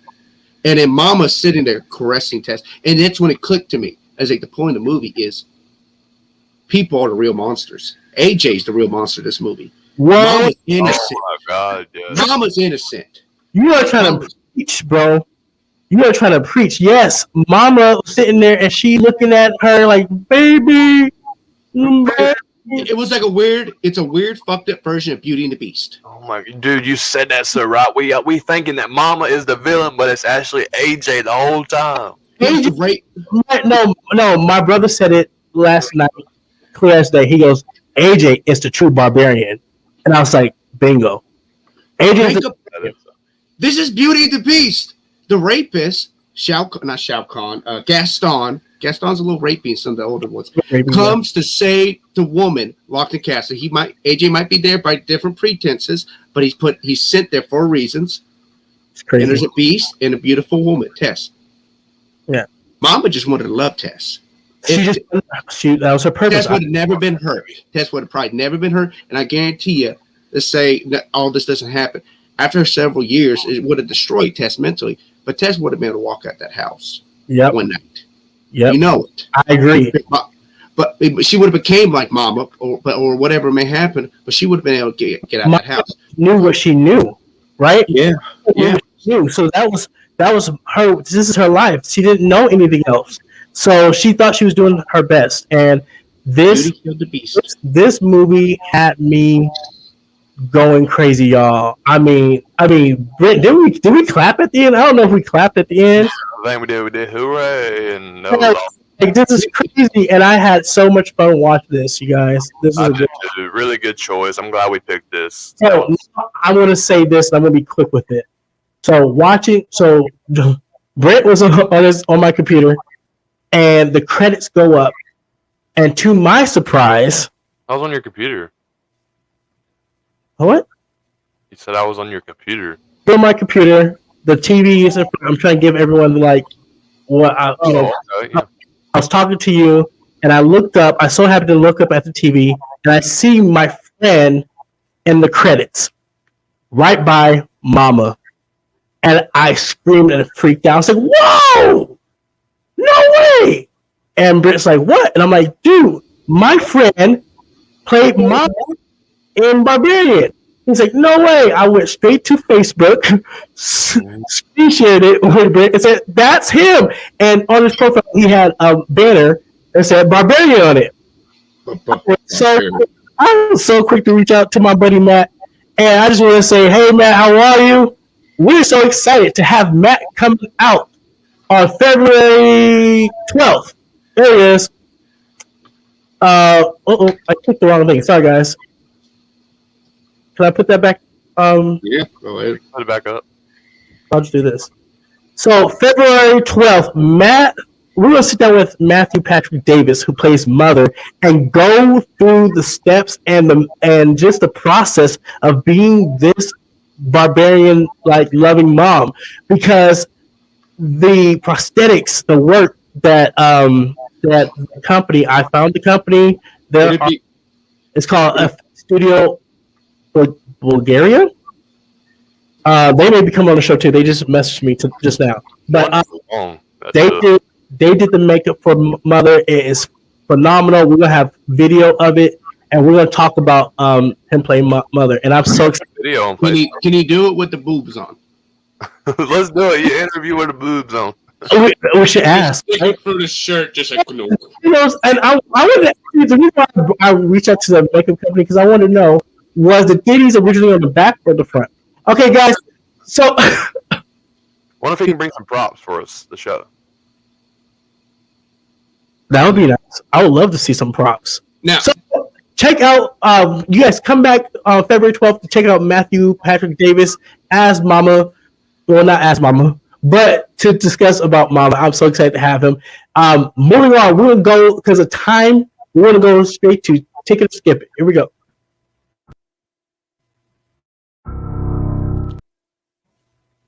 I didn't touch it. I didn't either. Take it or skip it, stream it or miss it.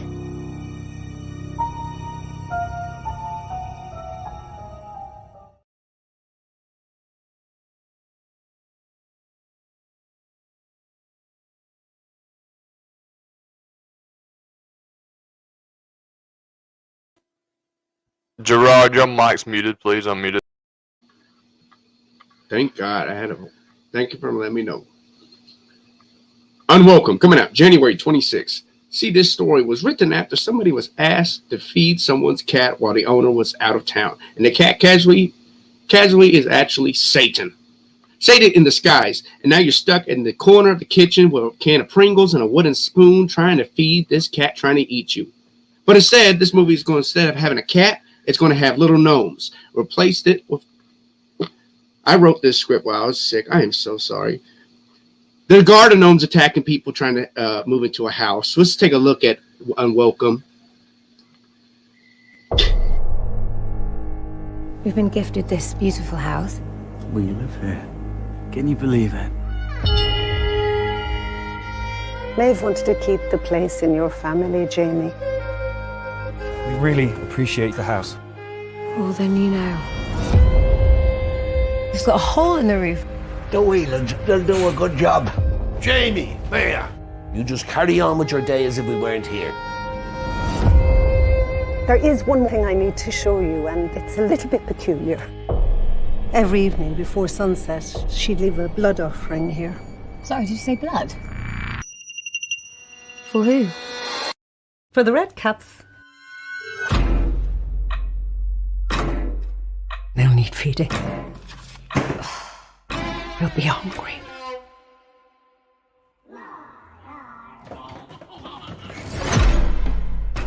Can I get in my own house, please? You own it, dear.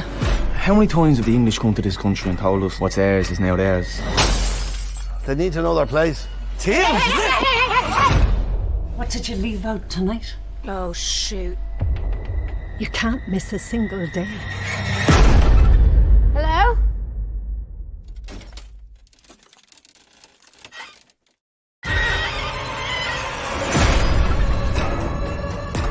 Is anyone there? I can't be scared. Not in my own house. Don't leave your missus alone with the lads. Help me!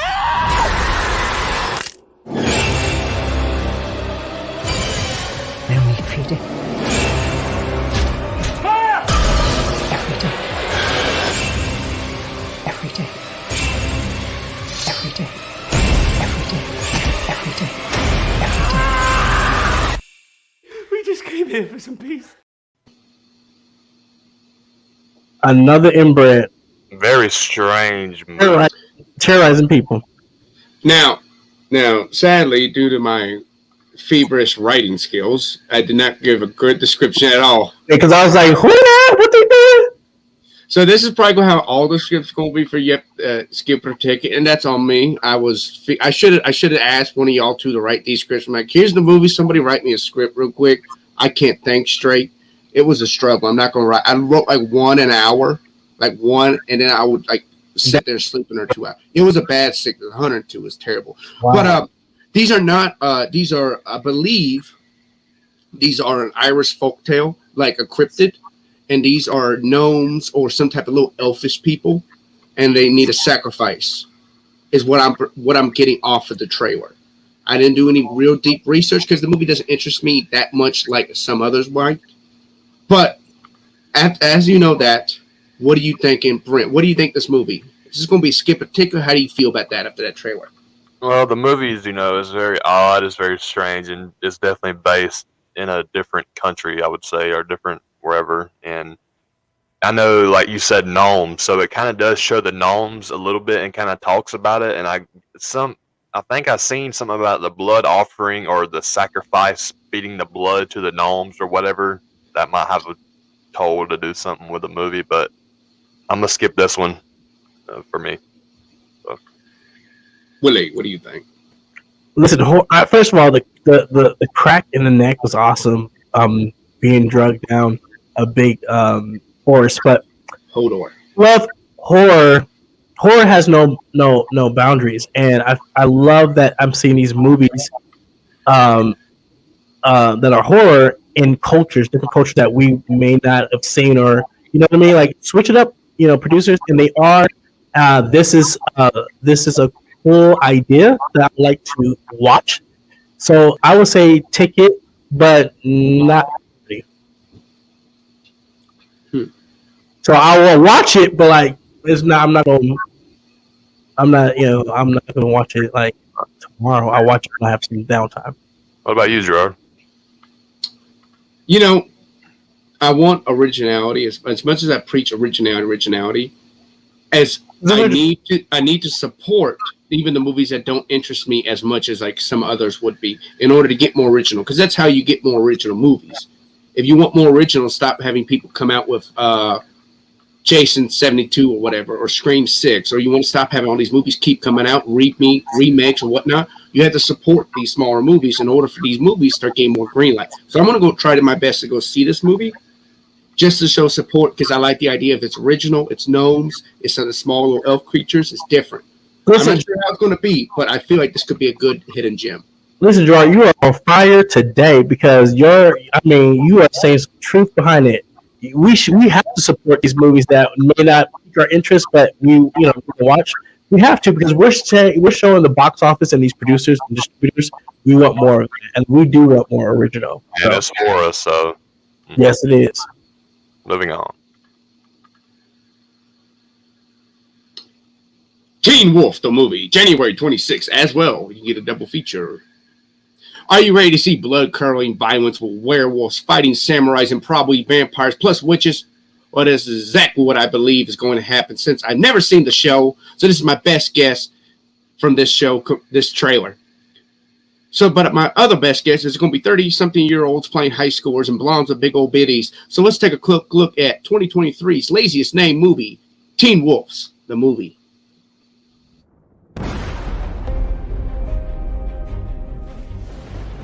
You want retribution against him, his friends, everyone he loves. Set me free.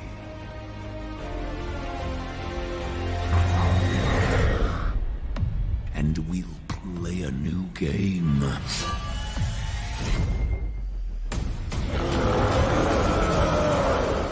A game of chaos, strife, and pain.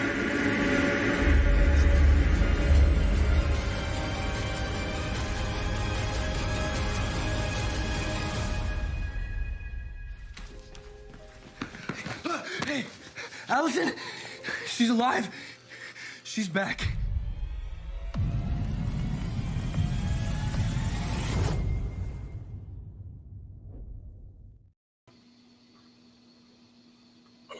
What do y'all think about this? Teen Wolf, the movie. This is what happens when a popular TV show gets its own movie. No, listen, y'all. I don't like it. I did not like the beginning. Whoever edited that rendition up, I mean, the voiceover. I was not feeling it. I feel like this was a tacky, not Vampire Diaries. What's the? It's on the tip of my tongue. What was it? Werewolf. No, you talking about that werewolf show, that TV show? Movie. Yeah, they had the books. Twilight. Supernatural. This was a Twilight like off-brand. Like, I don't like this. This is skip for me. Wait, you got to remember, this is definitely a genre out there. And as little as I know about Teen Wolf, I don't know, but there's this genre out there. It's a subculture with True Blood, with the Twilight series, with these romanticized, as far as I know, romanticized ideas of these cryptids and these high school loves. And I think this is like the adult version of Teen Wolf. I don't mean like we're making this movie, it's going to be more R. I mean, like, this is the Teen Wolf actors as adults instead of just being in the werewolf scene. So it has potential, but at the same time, like, I've never seen these shows. It wasn't for my cup of tea. And so is this? I don't know why I picked it. I don't know why I picked it. It was out in January. Is it said that I'm friends with the director from the TV series, Adam? And I guess he didn't direct this one. Russell, I don't know how to pronounce his last name.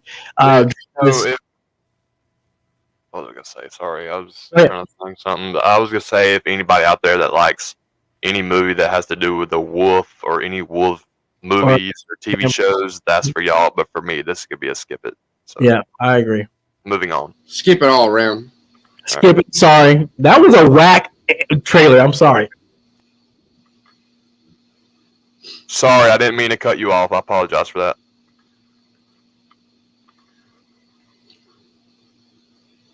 Scream 6 coming out March 10th.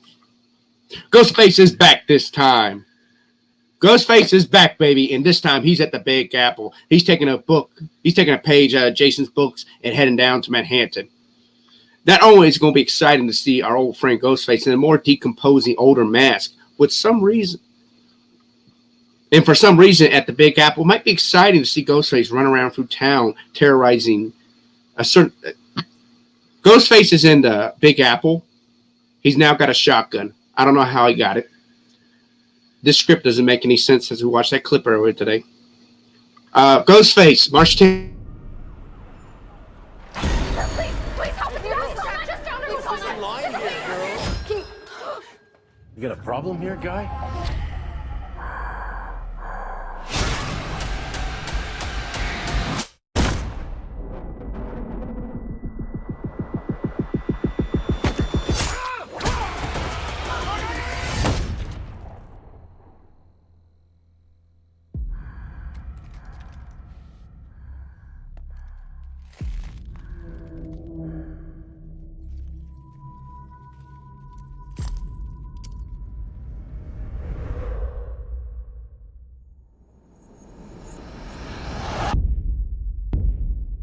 I had this secret. There's a darkness inside of me. It followed me here.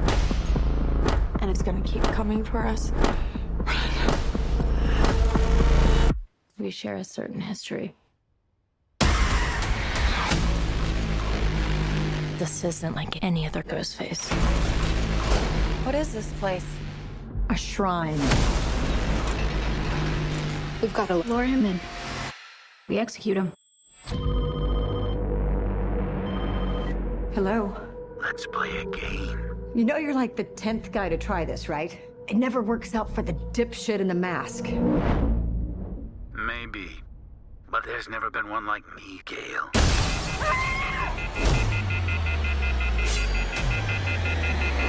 I'm something different. That's why I'm gonna shoot you in the head.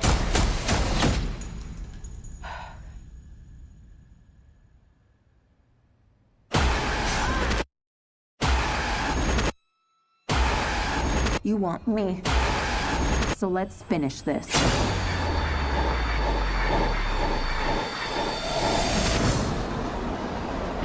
Guys?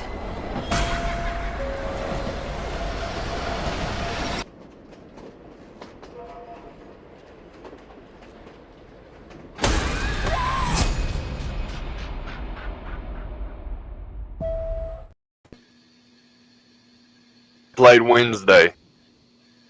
Yeah, she's in this.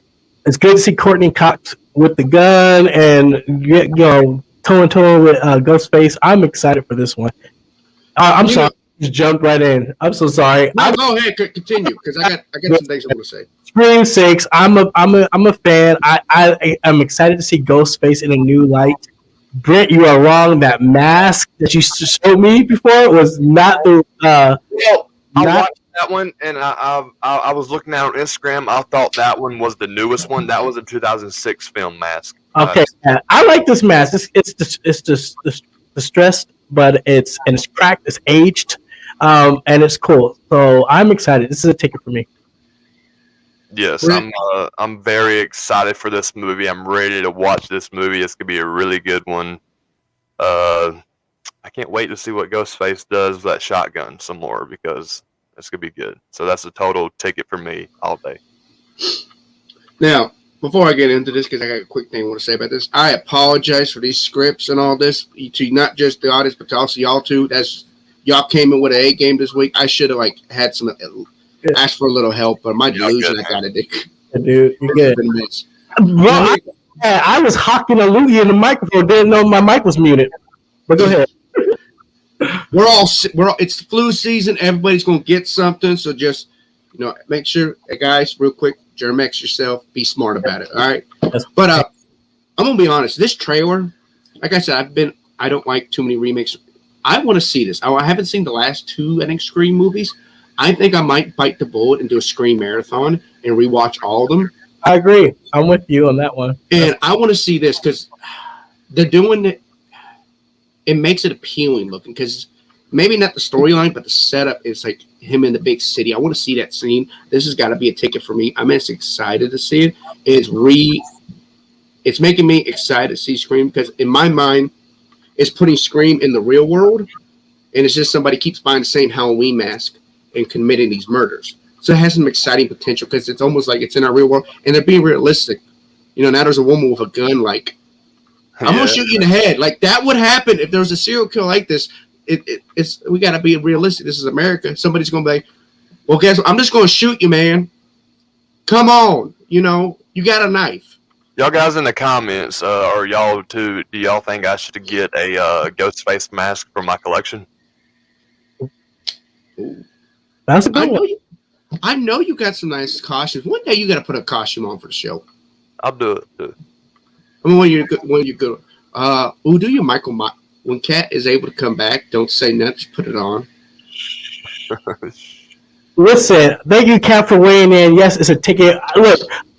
Look.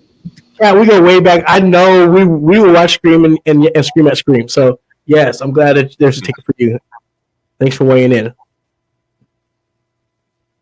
I think what we have next here.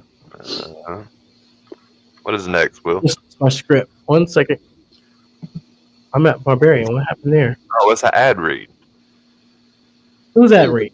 My ad read, if I'm not mistaken. Let's go. Let's go. Which one is it? I don't know. This. I think the Patreon. All right, got you. Go ahead, just read it. All right. Looking to be a part of a community while getting dished out. Halloween. Wait, hold on. These scripts today are something else. Looking to be a part of a community while getting dished out. Halloween horror and haunt industry is happening. Well, you're in luck. Word on the street is that Yep That's Scary now has Patreon, accepting like-minded individuals to engage, participate, and have a little fun within our new horror family. Get exclusive content, merch, and messages from the cast. Be invited to some exclusive member-only events and notable horror events. Sign up and become a Patreon member today. Yeah, thank you so much, Brent, for that. Yeah, this show is packed full of information, and we have a lot, and our script is huge. Our slides are all over the place because we can't find them, so thank you for bearing with us. But yeah, thank you, Brent, for that. Yes, please join our Patreon and support the show. All right, here we go.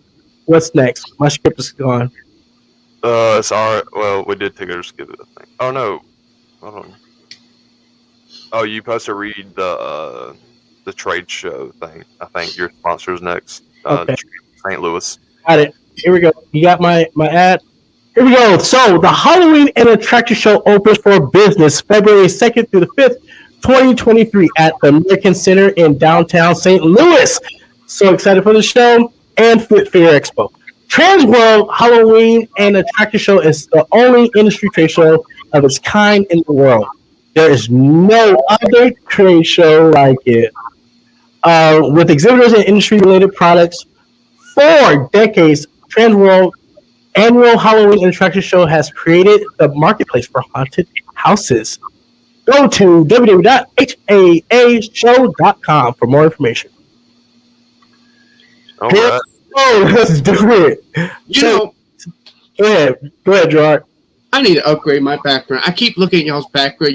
I see Brent's back there. He's got a shelf with his memorabilia. He's got the poster up. He's got the man. Then you got your badass backdrop with the cutout, the blue and the red wall. I'm like, damn.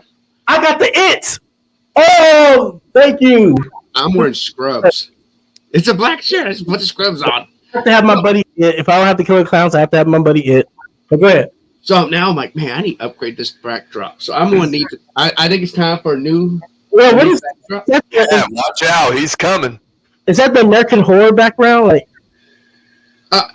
no, what it was this is actually as you can see blowing in my AC unit. This is actually a Shower curtain. Shower curtain. It was a cool. It's better than a wooden panel because there's like wooden panels back there.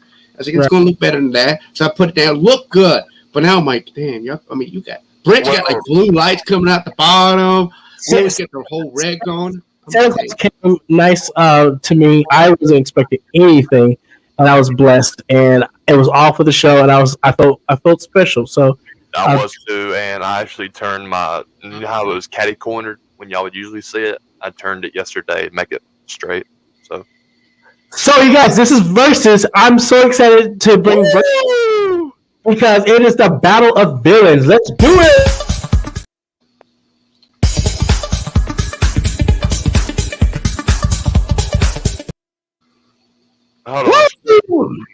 It is Poltergeist and Paranormal Activity, and let's say, guys, we flipped the coin back in 2022. We spin the wheel, and I was picked to go up against Gerard, and then the wheel of fortune gave me Poltergeist and gave Gerard Paranormal Activity.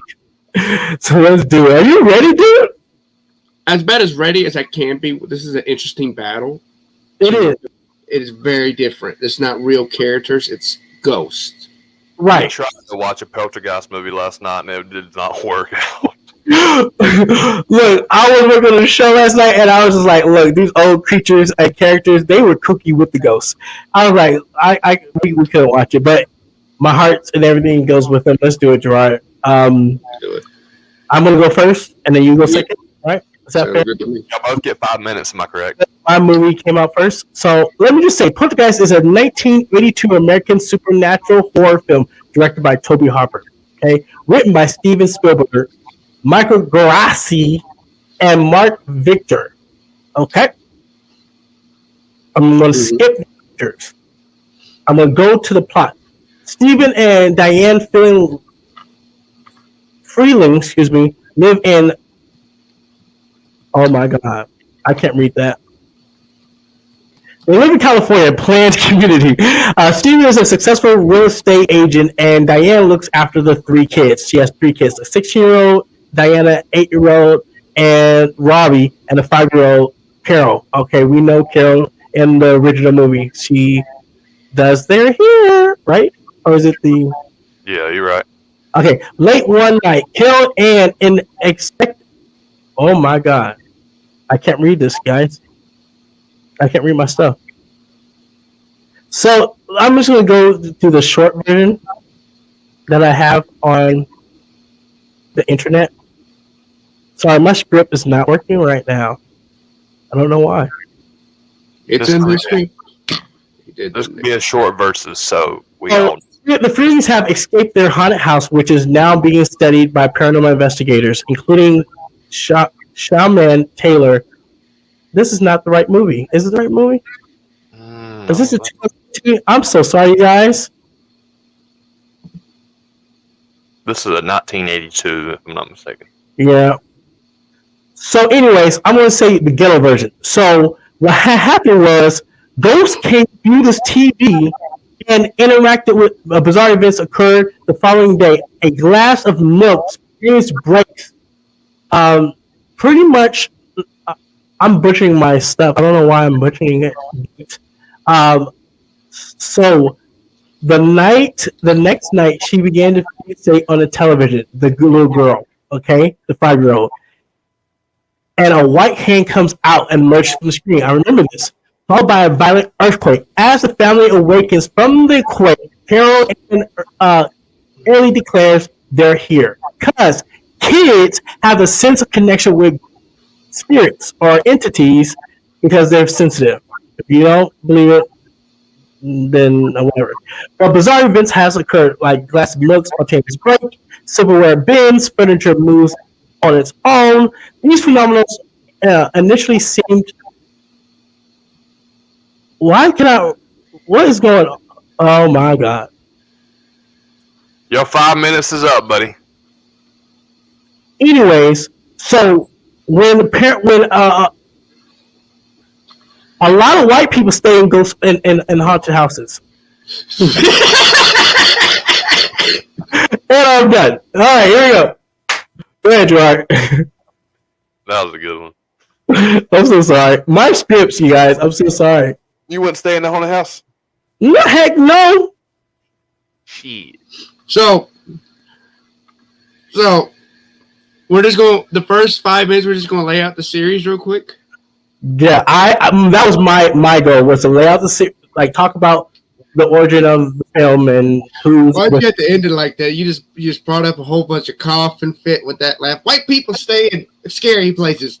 I was trying to make this work. I even had like tabs of other things that I could say with it, and it just. Also, let's talk about the villains and what they do in the comparison. Okay, yeah, I'm right there, sucker. So okay, let me. Is my time ready to start now? Yep. Yeah, I'll go. Paranormal Activity was a low budget. Shut up. Paranormal Activity was a low budget gamble back in 2007, and was released by Blumhouse back in 2007 as a single off movie. Then, due to popularity, it grew. It made bukus of money. They made a franchise, and it came out with Paranormal Activity 2 in 2010, Paranormal Activity 3 in 2011, Paranormal Activity 4 in 2012. Then 2-year gap with Paranormal Activity, the Marked Ones, in 2014. Then with the final whole series getting wrapped up in 2015 with Paranormal Activity, the Ghost Dimension. This story is taking place following these characters, not one set of characters throughout the entire series, telling the story of the main character, which is Toby, the demon, who needs to have a long and drawn out ritual to become real, to become the next Prince of Darkness. So this is actually not paranormal. This is demonic. Hold up. I gotta step in. This is Ghost that went demonic, right? What movie did it get demonic? The second one. No, it didn't. Ooh. No, it started right there because the second one they introduced that Catherine, the lady from the first one, was part of the whole plot. This has all been demonic to bring. There's a motherhood of witches that it wasn't demonic yet. I mean, they were just doing their cult rituals that you guys. Everything was done for Toby. The thing that you're not going to do is you're not going to sit here and say that your movie was demonic first. A poltergeist is actually more severe and dangerous than a ghost. See, Paranormal Activity was all done by Ghost. A poltergeist, even though Ghost versus Poltergeist, even though one can come across many similarities between a ghost and a poltergeist, there are many differences that set them apart. A ghost-like activity is known as a haunting, while a poltergeist activity is more termed as a disturbance. First of all, we can see how the different of their origins. Ghosts are considered to be the spirits of deceased human beings who still refuse to leave the realm of the living.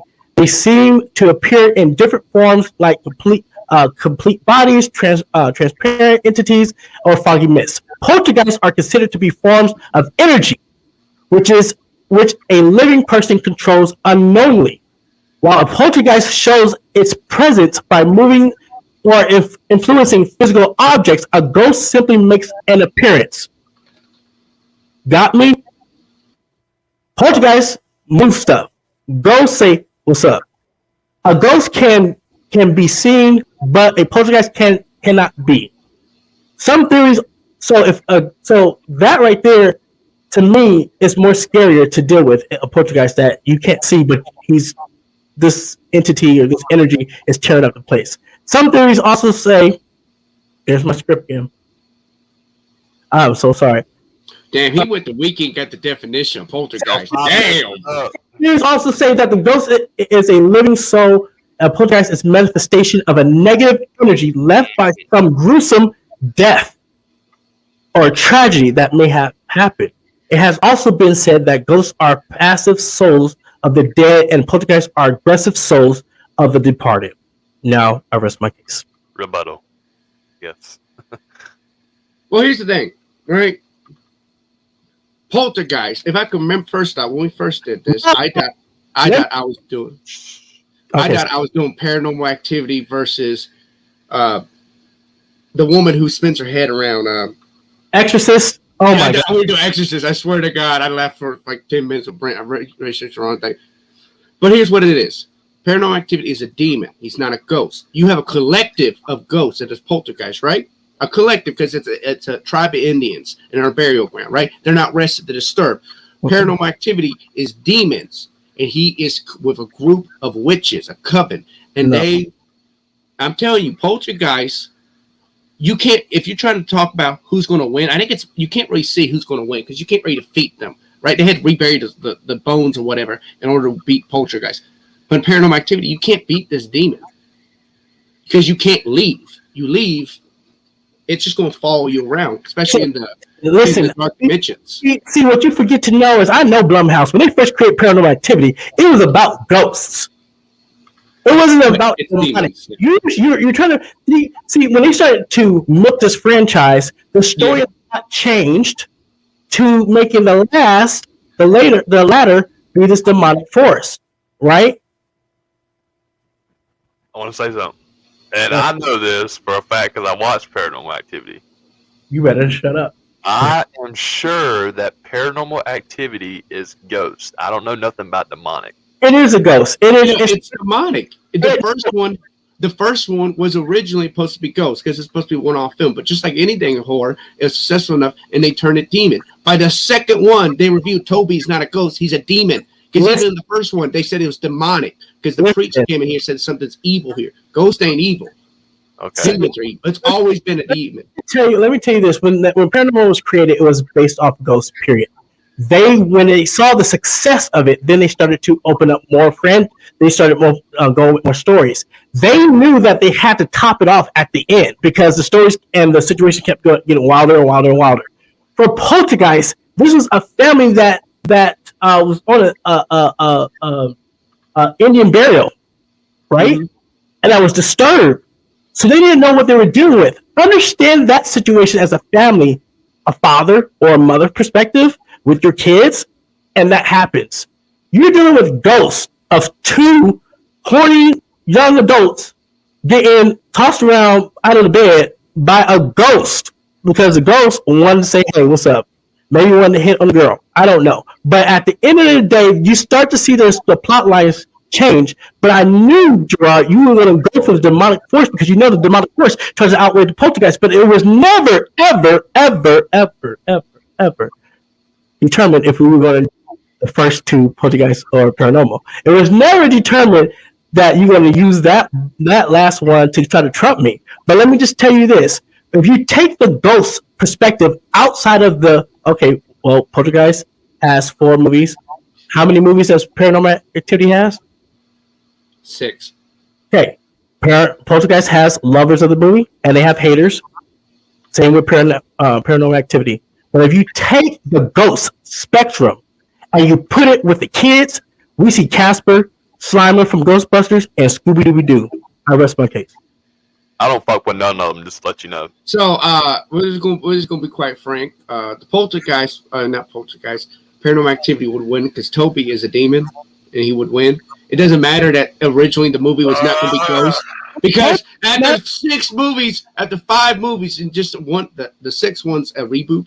About the 5 movies of them being a demon, because they made him a demon, even in the first one, because the priest came to their speech.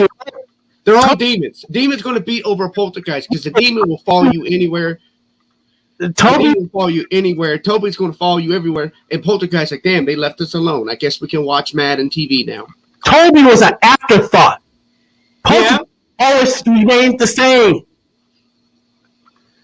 Still, we're not talking Poltergeist 1 versus Paranormal Activity 1. We're talking Paranormal Activity versus Poltergeist. We're talking as a whole. Demons beat Poltergeist. I rest my case. All right, hold on. Give me just a second here. Cat, I need your help. I know Cat said I ain't fucking with either of them. I'm not either.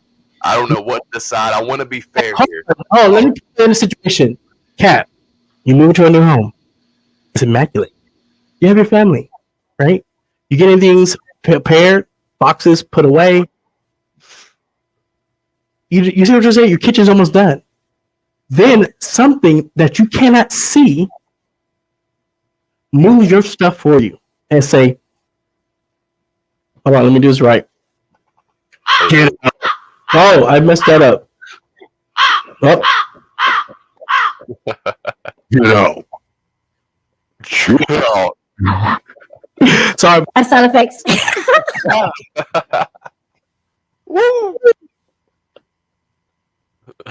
Come on, do something with it. Sorry. All right, I'm not touching the machine. We're good. Okay, listen. What would you do in that situation? You would freak out. We're not talking about no ghost appearing to say what up.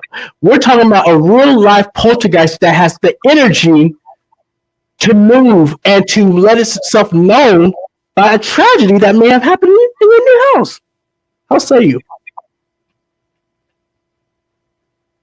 Well, I'm ready to wait on Cat. We cannot hear you, Gerard. So, first off, did you have to cough? How long have I been muted for? Hopefully, I've made some good. I don't know.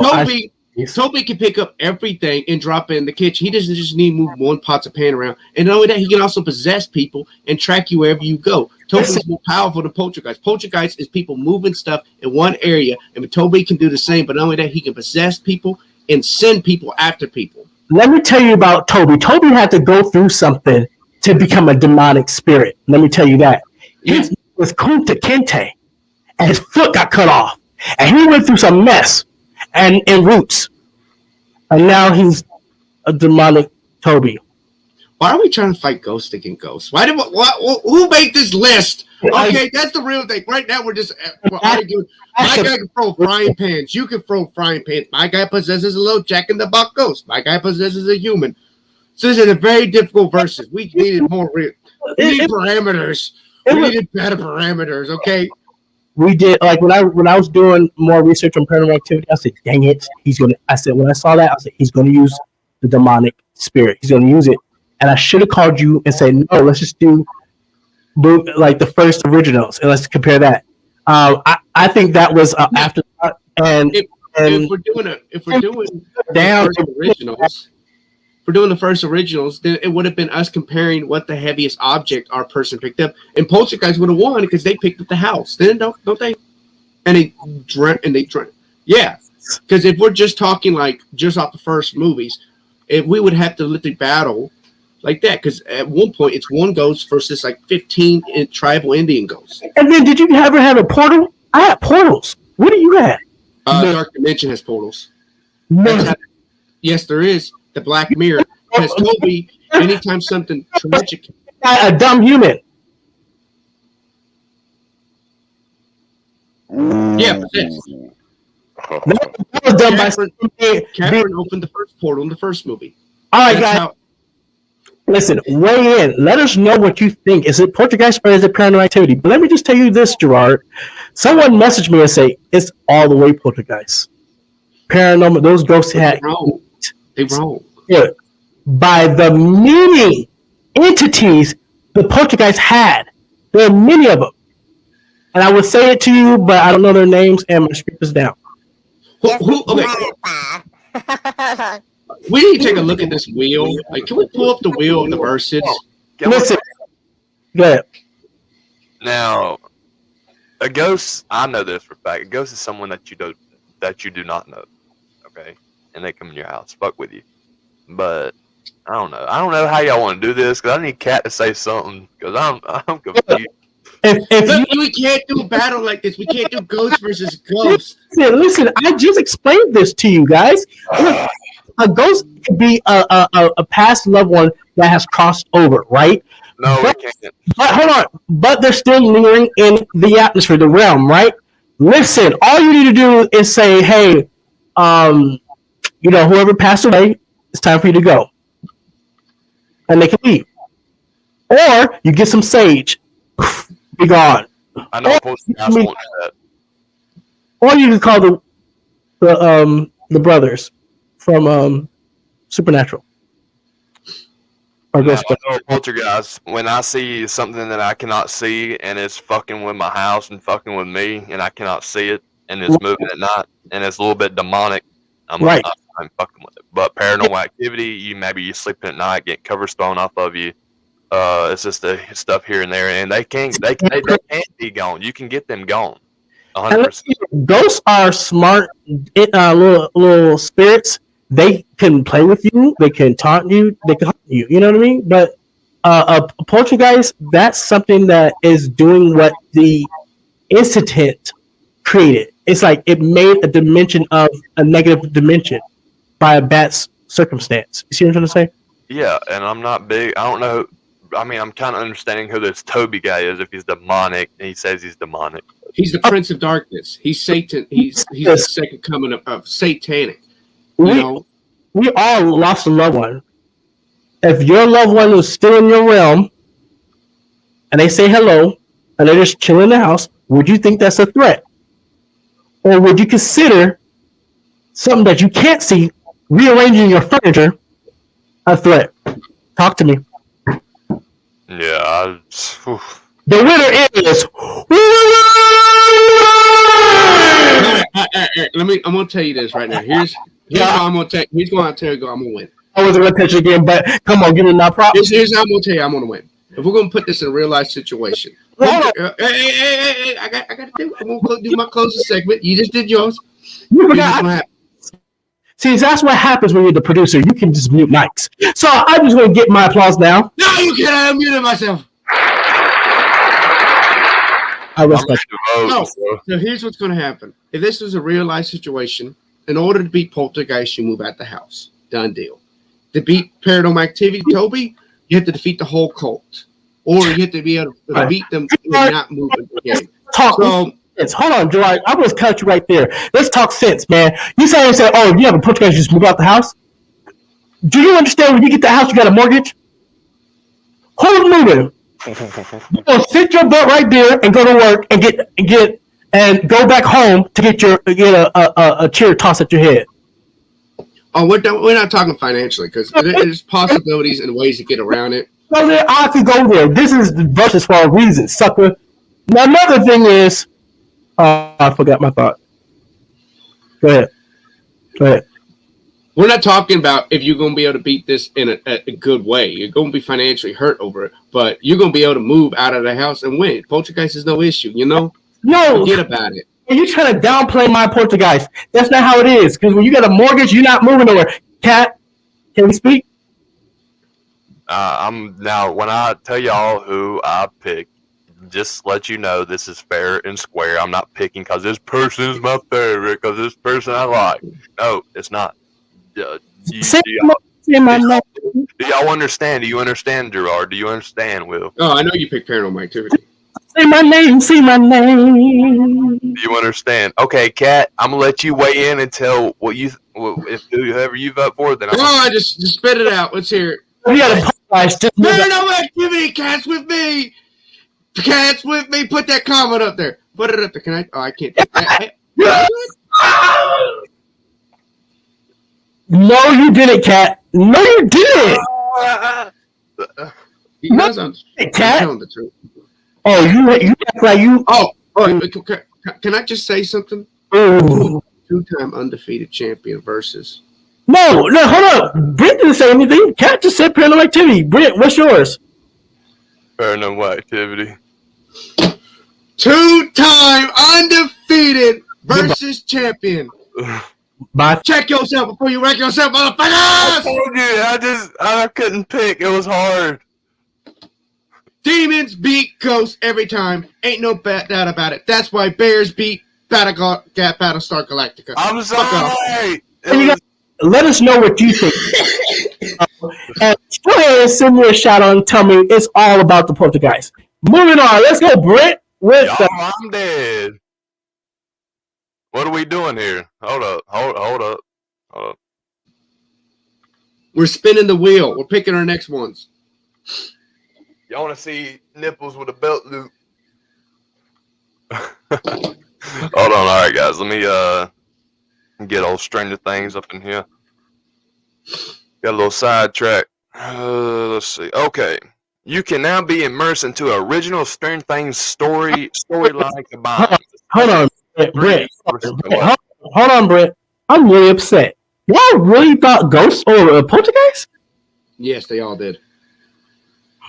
I'm sorry, Will, but that has to be that. Demons win. Now, I'm being fair here, man. Is, a poltergeist, it can move furniture, but, a ghost, you can, you know what I mean. A poltergeist, listen, a poltergeist can hurt you too. Yeah, but you can get out of the house and that can be erased real quickly too. Y'all just, y'all get on my nerves. You get Sam and Dean out there with salt, they'll be gone. Angel Blade, whatever. They do that for ghosts and demons, so get it right. I can hit a ghost with an iron piece of steel or something and he'll be gone. But he comes back too. You can now be immersed into original Stranger Things storyline combined with special effects of a 3D Universal Studios ride with a telekinetic I can't pronounce this shit today. Telekinetic escape room. Immerse yourself on your own adventure with 11, Michael, Dustin, Lucas, and Max, and Will for a very special episode starring none other than you. Go to www.strangerthingsexperience.com. Thank you so much for that. We've been having a fun time today, and we're just, we have a lot of words today. But, okay, this is Y'all, I'm Dead, where all the hosts bring their 3 Halloween horror-driven funnies, memes, in hopes to make the other hosts laugh. Are you guys ready? Let's see what we got for today. Kat, I miss you. Yo, I'm dead.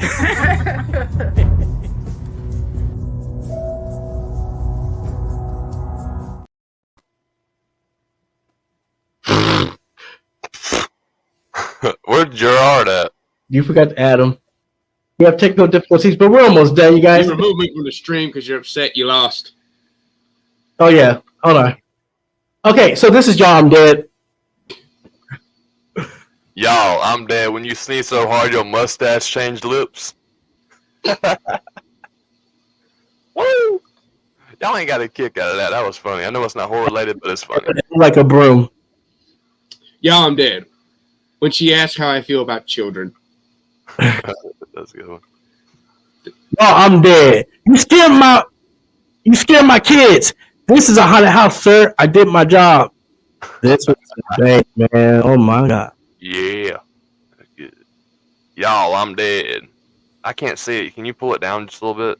I can't. It's in the graphics. It says, what does it say? Hold on, let me go look at it. Damn, I can't remember. Hey, hold on. Let me see if it's still here. Oh, can I get on Messenger for a second? Yeah, go Messenger. All right, give me 1 second, guys. We do apologize for it's been a long. Well, see, what's going on for people who are listening, we have the meme pulled up on our screen, but it has the lettering cut off because, like, most of the time we forget what we put in because we put these in about a week in advance, so we can sometimes forget. So when the lettering ain't all there, you just gotta, like, figure it out. It seemed like it has rush all over it. You see it, Brett? I'm trying to get to it, but sorry, guys. I'm not trying to hold y'all up here. I just want to get this meme out of the way. If you can find it too, you can read it for me. I'm doing it right now. Okay, guys. Let's see what it says. I am Mr. Popular today. Duh. Where she wants another round, but you've already shot 6 times. Eh? Yeah, that's it. Eh? All right, next. Y'all, I'm dead. When you first meet him versus a few months after getting to know him. I mean, I think it's the truest thing right there. When you meet him... I didn't get that. No, I didn't either. It's like for when you meet somebody and they slowly get to see who you really are because, you're on your best behavior. You turn over time. Yeah, I know some people like that. Y'all, I'm dead. What woman wants in a man? Strong, silent type? Remember the birthdays? Adorable children? Loves to laugh? Family man? And make home-cooked meals. If you had to live with one of them, who would you have to live with? I think Hannibal would be the best. Mm-hmm. You just want to eat none of his cooking, and you just got to make sure he knows you're not on the dinner table. You know damn well you wouldn't need to live with Leatherface. Right. But sometimes you just live with here's Johnny, because here's Johnny could be your dad. Wait, you know what? I don't think we give it enough talk. I think Jason will be a good listener. He just looks at you. All right, next. What we got? Dr. Loomis. Y'all, I'm dead. Dr. Loomis. I shot him 6 times. Michael Myers. It looks like Dr. Loomis, but it also looks like Leonardo DiCaprio. It is with a Michael edit over it. Okay, I got it now. Well, that's all we had. Oh. Yeah, I'm dead. Be afraid. Harder, daddy. Oh my god, I just got that. Oh, shit. And that's a good one. I had an it theme. Y'all, I'm dead. Facebook creepers be like, oh! Hashtag Brit still at Facebook friends. Hold on, let me clarify this. I don't even know where that came from. When we became friends on Facebook, we had the same friends on Facebook. It's weird. And he asked like I add his friends. He always add his friends. I do not add his friends. He adds mine. He added my own mother on Facebook. He added my mother on Facebook, my father, everybody else. He said, hey, add me on Facebook. I said, okay. Okay. Well, I don't even follow your mother on Facebook, so yeah. Whatever. Is that all for y'all? I'm dead. Start with me. I said don't come for me. Struggle bus. You could get it next week with the memes. I'm gonna do you. Whatever. You could get it Next. See, that won't ever be an issue with me. I'm too lazy to learn Photoshop. So if you are listening to this podcast and would like to laugh, check out Y'all I'm Dead on our YouTube channel. Just go to YouTube and type in, yep, that's scary. So, should we go ahead and pick the next verses? Yes, that's a good idea. I don't have it prompt, y'all. It's gonna take a minute to get it prompt to get this right. So we'll do it next week. But what would be some good verses? Because I don't like the ghost versus ghost. I like physical versus physical. I gotta pay some bills. Here's an ad.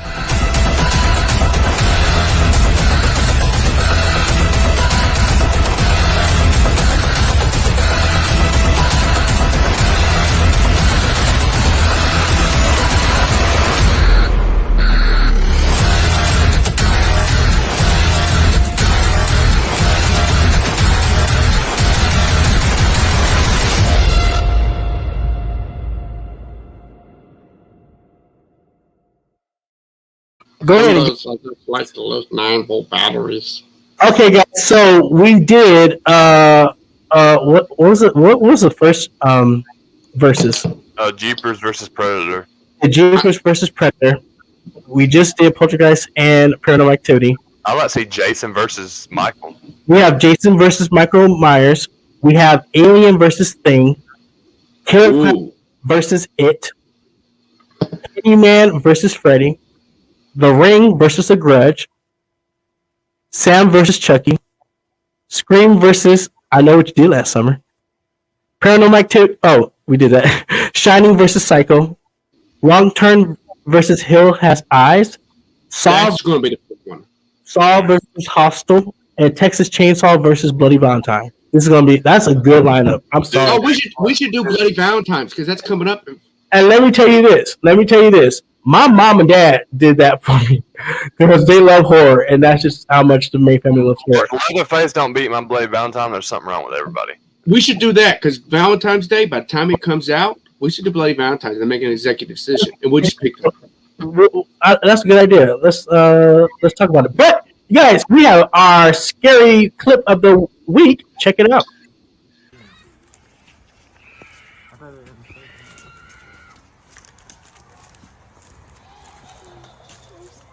All you do is grab the candy. Come on. Girls, grab your candy.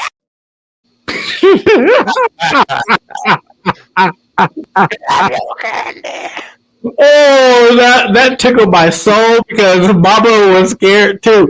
But I just want to say thank you guys so much for hanging out with us and listening onto our podcast. Thank you to my co-host and production manager. Thank you to Kat for coming in and weighing in. I also want to thank you for supporting us. Please share, like, and subscribe to our social media accounts so we can continue to engage while building our horror family. Until next time, guys, stay Scary! Hi, everybody. Let's say scary! What? Would happening? just stay scary.